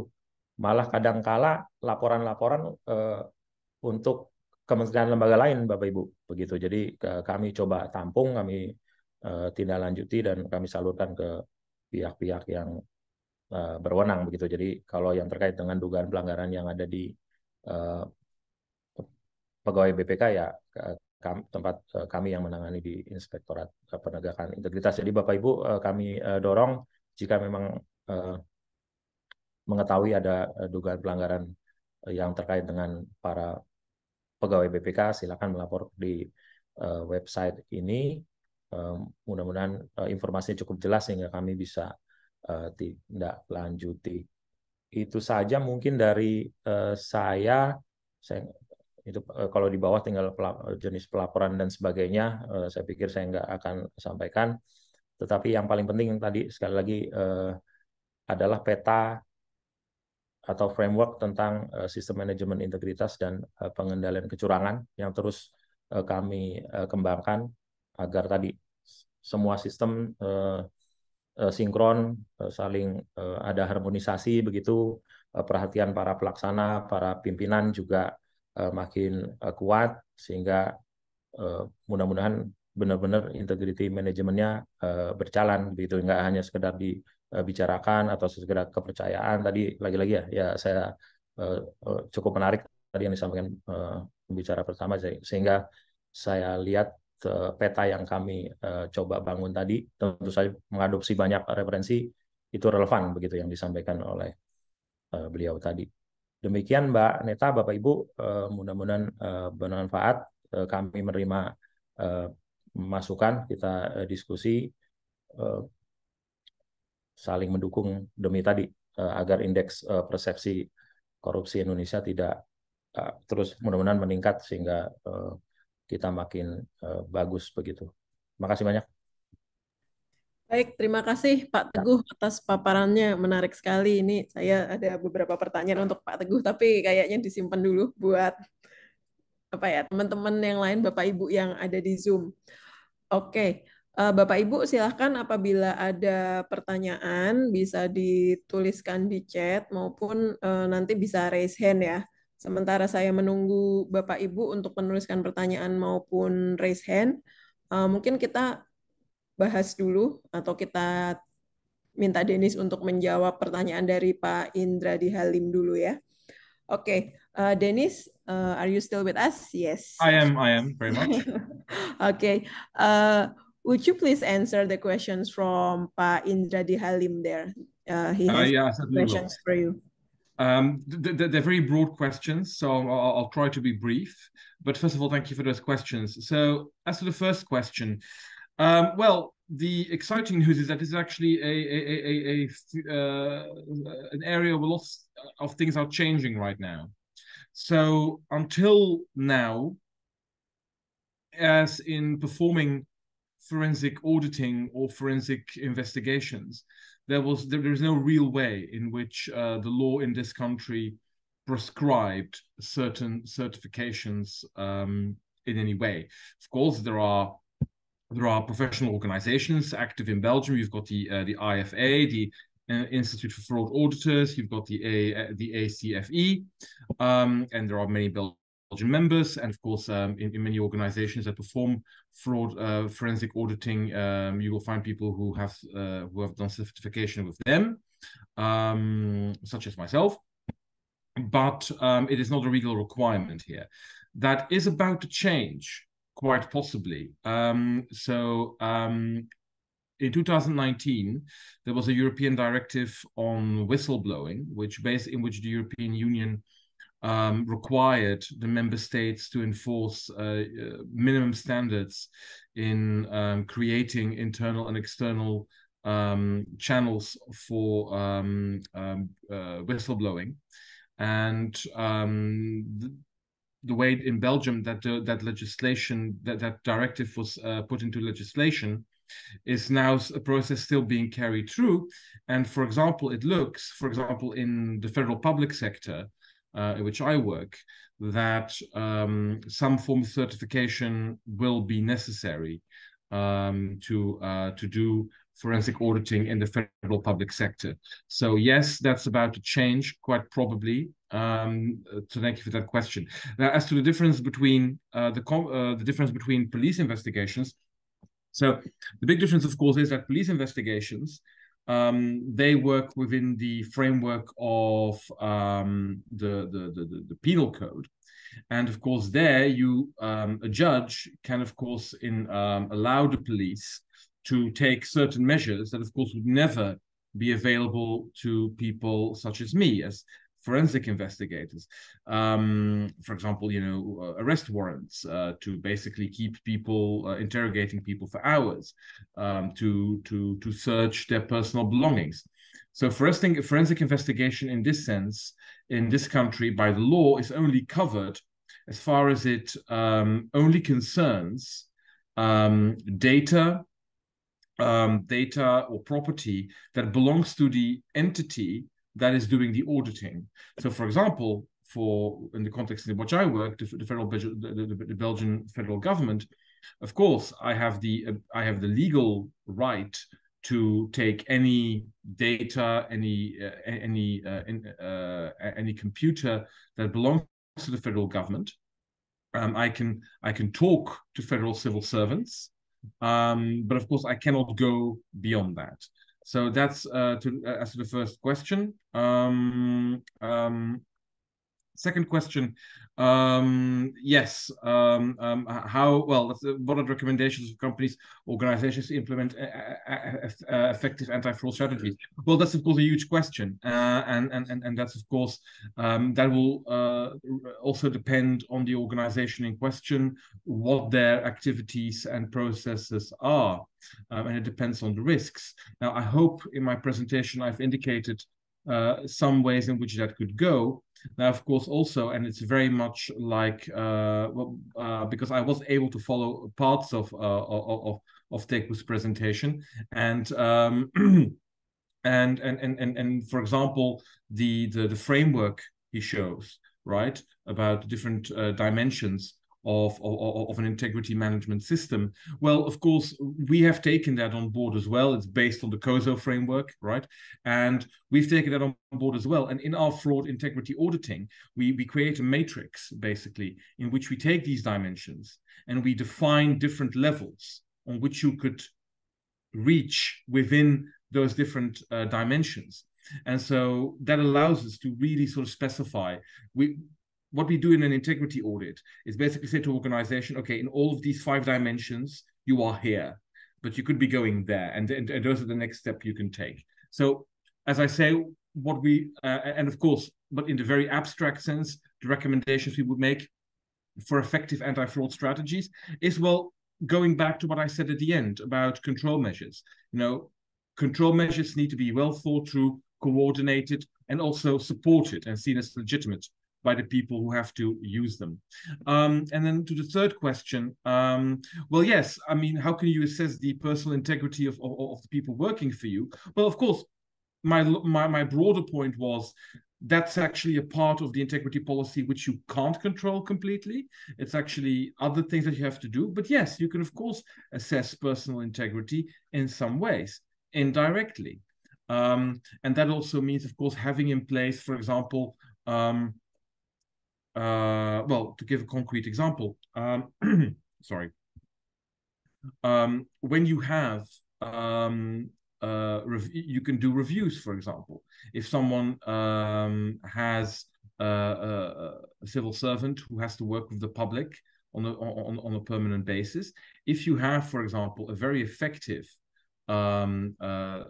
complaint management system that will allow you to see integrity problems with certain of these civil servants very early on. But then, of course, but that asks an investment in, you know, people who can treat these complaints and actually seriously treat them. But as I say, the individual integrity of the people working in the organization is something which will always, to a certain extent, be a black box. And what an organization has to do is to have measures that can basically kick in when that personal integrity fails. Thank you. Okay, thank you, Dennis. And then we have the other questions from Pak Humbul Kristiawan, but I will let Pak Teguh answer it first because I think the questions is for both of you. Ya. Ya, Pak Teguh, apakah sudah pernah melakukan ini assessment maturitas integritas gitu ya, Pak ya? Menarik Mungkin ini. Ya, saya nerjemahinnya sampai agak brut nih, Pak. Ya, nggak apa-apa. Mbak, terima kasih. Integrity, terima kasih Pak Humbul Kristiawan atas pertanyaannya. Ini saya coba meraba-raba apa yang dimaksud integrity maturity assessment. Tapi kalau tadi saya jelaskan mengenai framework tadi, integrity management system tadi, setelah ada peta tadi, kami coba evaluasi cepat begitu ya. Tapi tentu saja perlu ada evaluasi yang lebih komprehensif. Kami evaluasi cepat bagaimana sih kondisi yang ada di setiap subkomponen tadi. 33 subkomponen tadi, keadaan kondisinya seperti apa. Tetapi mengenai ada tidak maturity assessment, sekarang kami khususnya saya masih pengalaman untuk baru mengakses kondisi per per subkomponen atau malah lebih kecil per instrumen begitu. Misal apakah di perwakilan kami di Aceh misalnya proses pengendalian gratifikasinya sudah berjalan dengan baik atau tidak begitu. Jadi kami belum melakukan maturity assessment secara lebih luas begitu organisasi begitu. Sedangkan kalau individu kami sudah mulai dengan model-model melakukan misal indeks nilai dasar di BPK. Kami lakukan dalam bentuk survei. Nantinya kami akan kembangkan lagi pengukuran itu agar lebih komprehensif untuk menilai integritas dari setiap para pemeriksa. Begitu kira-kira Pak Humbul. Jadi memang ini masih terus dikembangkan, baik implementasinya maupun tadi framework yang mau digunakan ketika melakukan assessment. Begitu Mbak Neta, makasih. Baik, terima kasih Pak Teguh. What about you, Dennis? Have you ever have any experience in conducting integrity maturity assessment? Yes, we have. So this is the dedicated integrity auditing I was talking about. And yes, I mean, the challenges, I mean, one of them was, I think, the one that I indicated at the very end of my talk. When you do this sort of auditing, it tends to be a very sensitive matter for management, in my experience. Management is often very willing to have, well, not very willing, but at least willing to accept, for example, critical auditing reports about performance, about even certain forms of legal compliance. But once you honestly assess what is there in terms of integrity management, and once you critically assess the effectiveness of control measures, and you then have to say, well, look, we're not saying that your entity is corrupt or that the people working it are corrupt, but you don't really have many measures in place to deal with that. That is often very easily taken in a wrong way. And it's important that that is taken into account. Another way in which, another challenge is also the way in which we tend to think about what internal auditing is supposed to achieve.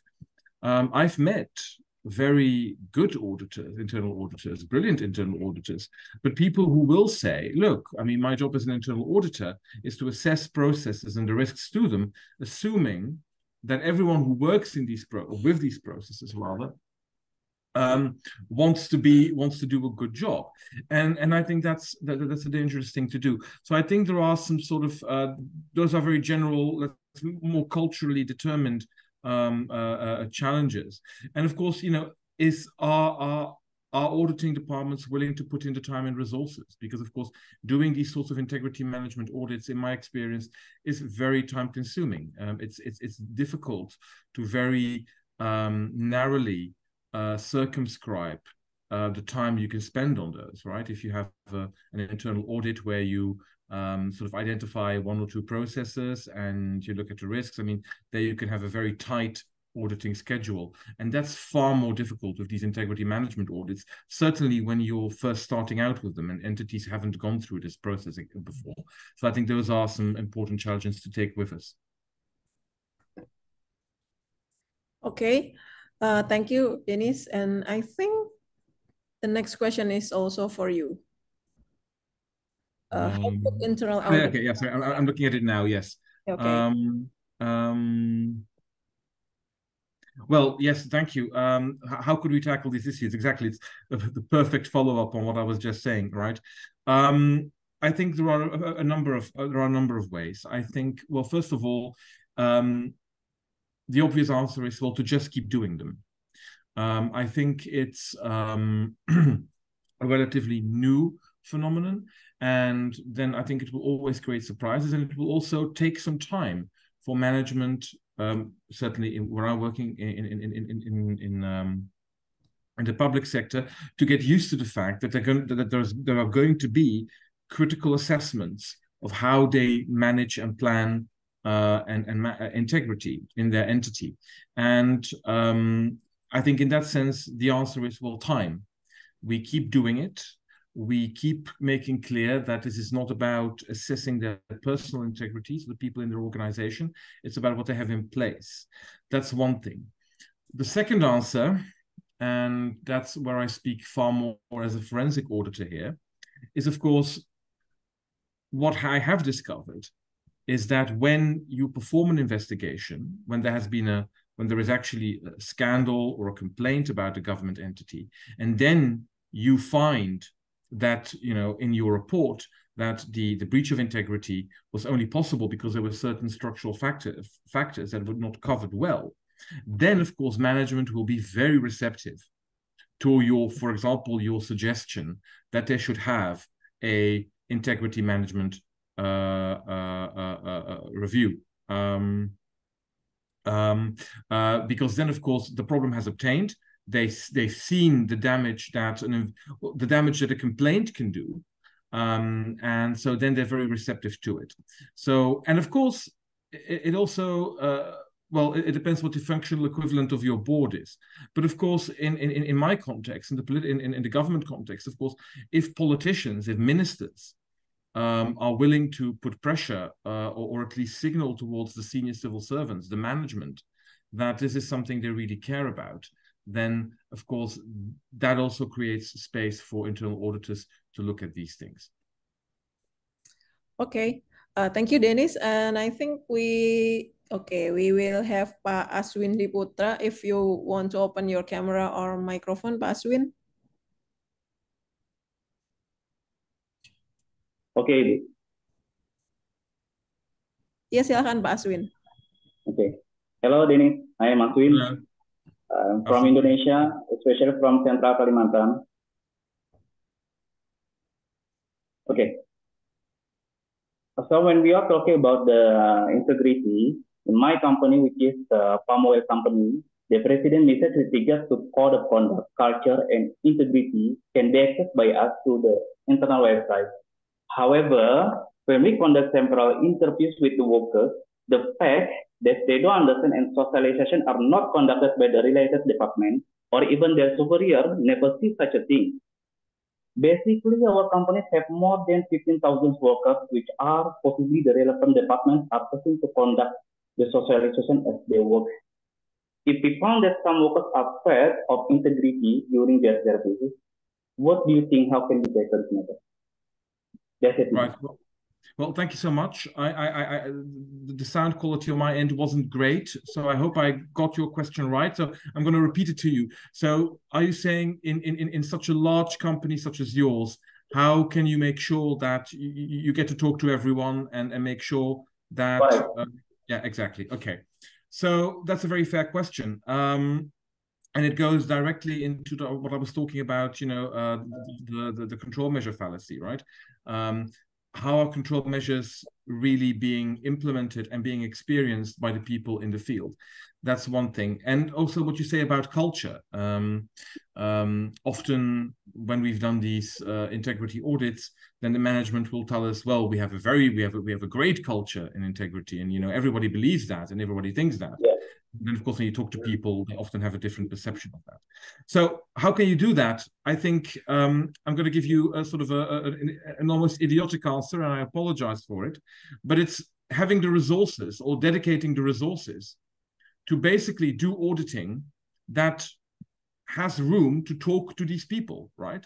Now, I appreciate that in those cases, and not just appreciate, I think it's important that you don't try then to, from the outset, say, well, we're going to do it for the entire company and for everything. I mean, obviously, that would be a fool's errand. But I think it's important, certainly in big entities such as the one you're working in, is to identify, for example, certain high-risk departments or high-risk activities and processes, and develop ways of evidence-based ways of assessing what is more high risk. And then you can look at certain processes, and then when you do an audit on that, you can talk to a greater number of people who are, or a greater proportion of people. And I think that leads to better results. So I think it's like to say like divide and conquer in that sense. Okay.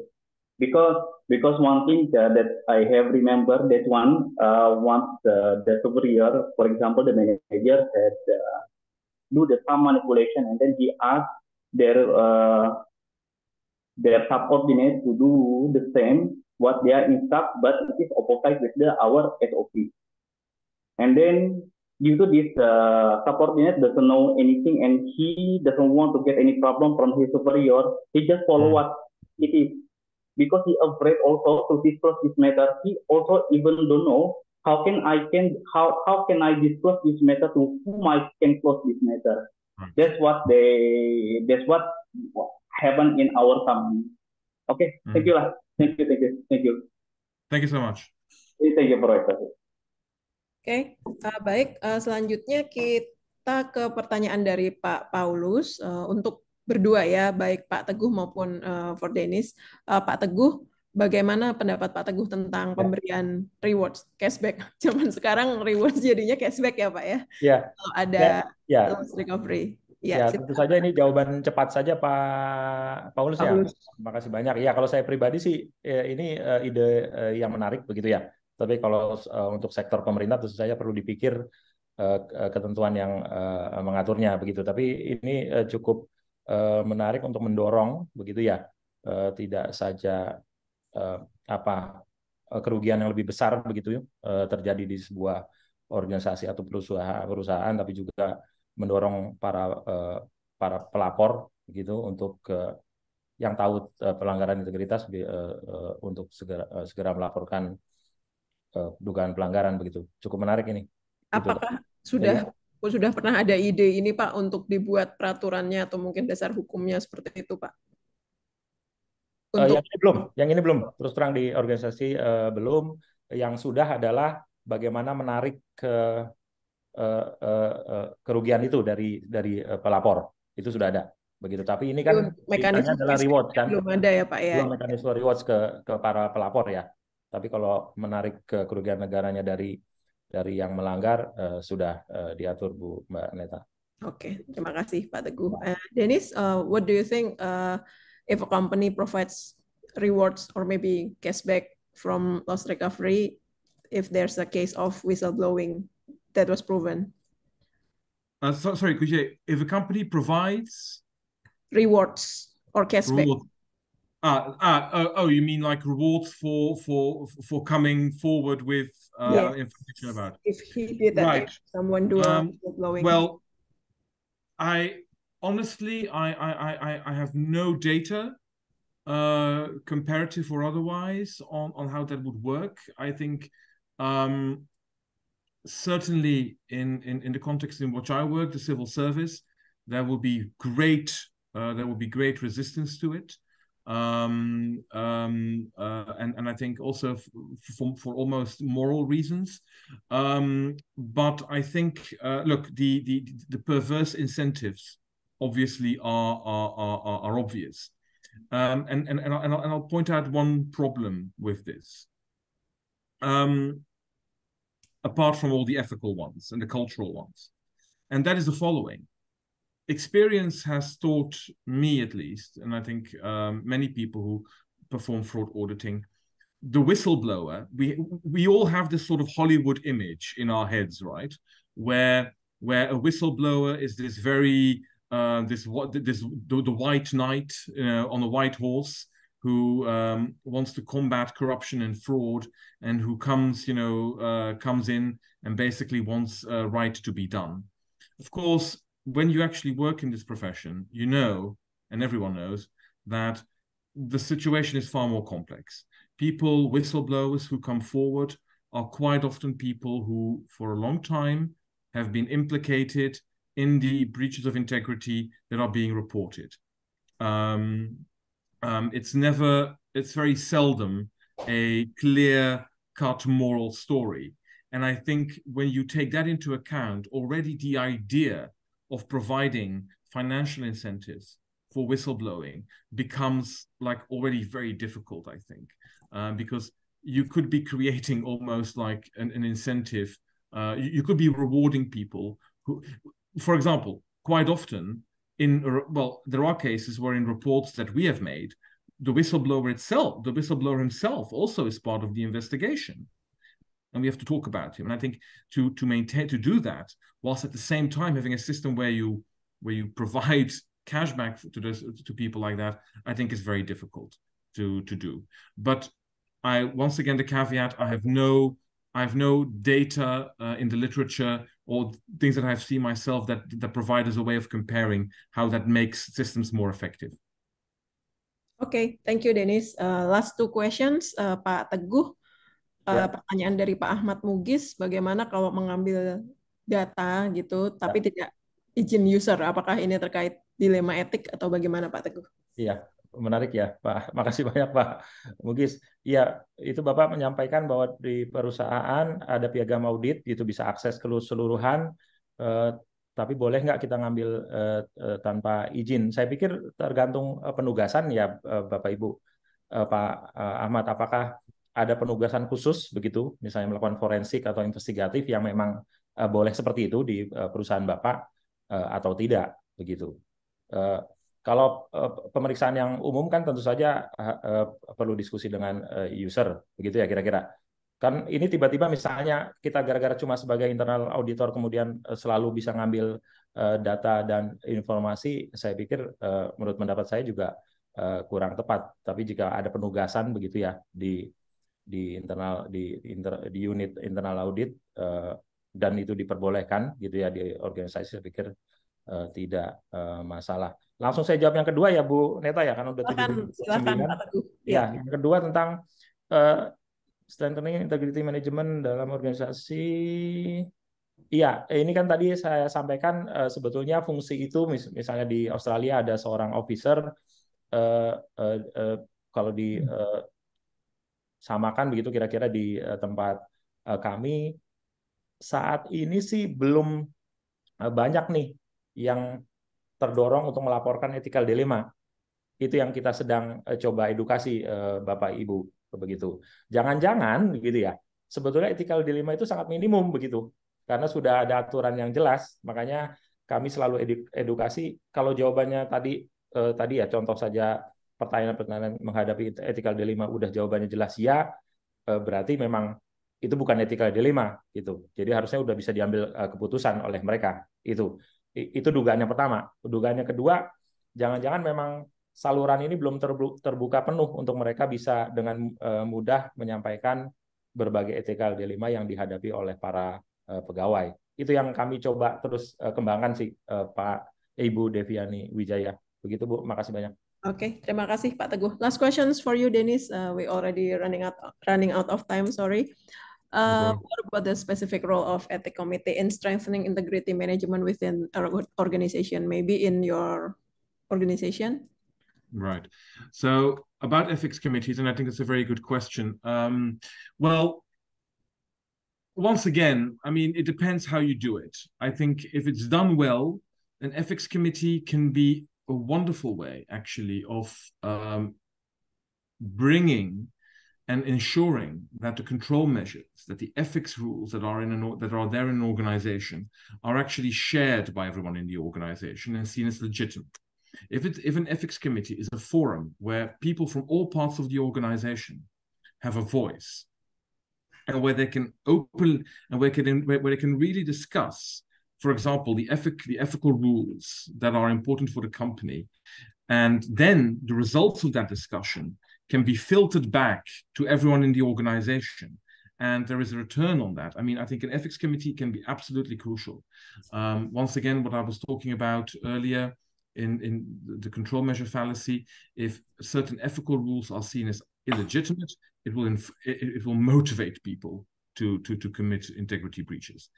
However, if an ethics committee is just a bunch of people who are basically, put there and they have one meeting every year and they basically produce a document that no one ever reads, I think it can become one of those measures that creates a false sense of security and it can be pointed at, and look, we have an ethics committee, and but if it doesn't really do anything, I mean, then it can become one of more ways in which the management of an organization can basically divest itself of responsibility and say, oh, we have an ethics committee. So once again, I think it depends what you do there, but an ethics committee which really is there to formulate and review ethical rules based on the feedback, the actual feedback coming back from the people in the organization, I think it can be a wonderful instrument, absolutely. Okay, thank you very much, Dennis. Terima kasih banyak, Pak Teguh. Terima kasih, Bapak Ibu yang sudah bertanya. Mudah-mudahan acara sore ini mencerahkan untuk kita semua. Setidaknya kita sekarang udah tambah lagi nih ilmunya tentang ethics. Izin saya sebagai moderator mungkin tidak akan menyimpulkan apa-apa ya, karena kita tadi sudah mendengar begitu banyak insights baik dari Dennis maupun dari Pak Teguh. Saya mencatat ada beberapa statement yang menarik tadi dari Dennis, misalnya people are as ethical as organization allows them to be, kemudian juga control and trust do not contradict each other. Itu sepertinya akan memerlukan pemikiran dan perenungan yang cukup lama. Dan Pak Teguh juga terima kasih, kita sudah diingatkan bahwa Indonesia masih punya banyak tantangan untuk menghadapi korupsi. Jadi kita baik sektor publik maupun di swasta harus bersama-sama konsisten untuk membangun sistem anti korupsi perlahan-lahan, mungkin mulai dari diri kita, dari lingkungan kerja kita yang terdekat, kemudian kita kembangkan. Oke, sekali lagi terima kasih banyak. And I also saw Peter. Thank you, Peter, for bringing Dennis here and sharing a lot of things with us. Saya kembalikan kepada moderator. Terima kasih banyak, Bapak Ibu sekalian. Ya, Mbak Putri, silahkan. Ya, baik. Terima kasih, Bu Neta. Terima kasih, Pak Teguh. And thank you, Dennis, for your sharing. Bapak dan Ibu, semoga bermanfaat untuk kita semua untuk sharing sore hari ini. Dan semoga menginspirasi Bapak Ibu semua. Baik, Bapak dan Ibu, demikianlah acara PAF pada sore hari ini. Untuk sertifikat nanti akan dikirimkan by email, kurang lebih 1 minggu dari sekarang. Itu nanti ada total CPE-nya 2 poin. Kemudian untuk materi nanti bisa di-download di website IIA Indonesia, juga kurang lebih dalam 1 minggu dari sekarang, Bapak Ibu. Diinformasikan pula untuk Bapak Ibu yang memiliki sertifikasi IIA, CIA, CRMA, CFSA, CCSA, CGAP, dan CRMA ya. Itu silahkan kalau yang sudah expired statusnya atau inaktif bisa diaktifkan kembali Bapak Ibu sebelum tahun 2024. Kemudian IIA Indonesia juga nanti bulan Oktober akan mengadakan training CIA. Kemudian di November nanti kita ada training IIAP. Kemudian apabila Bapak Ibu berminat untuk mengikuti training reguler, silakan bisa cek di website IIA Indonesia bagian training katalog. Baik Bapak dan Ibu, mohon maaf apabila ada hal-hal yang kurang berkenan. Terima kasih atas waktunya pada sore hari ini yang sudah menghadiri PAF. Kemudian Bapak dan Ibu semoga sehat selalu. Saya akhiri Bapak Ibu. Wassalamualaikum warahmatullahi wabarakatuh. Terima kasih. Thank you. Thank you, Dennis. Thank you, bye-bye. Thank you. Thank you, Pak Teguh. Thank you, everyone. Semua rekan-rekan telah bergabung. Kapan-kapan ketemu lagi ya, Pak Teguh. Banyak yang Makasih Mbak Neta ya, makasih semuanya. Terima kasih. Pamit ya, makasih. Pamit yuk.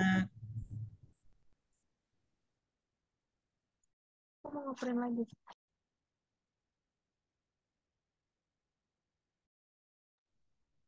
Boleh di end Zoom-nya Bapak Ibu, terima kasih.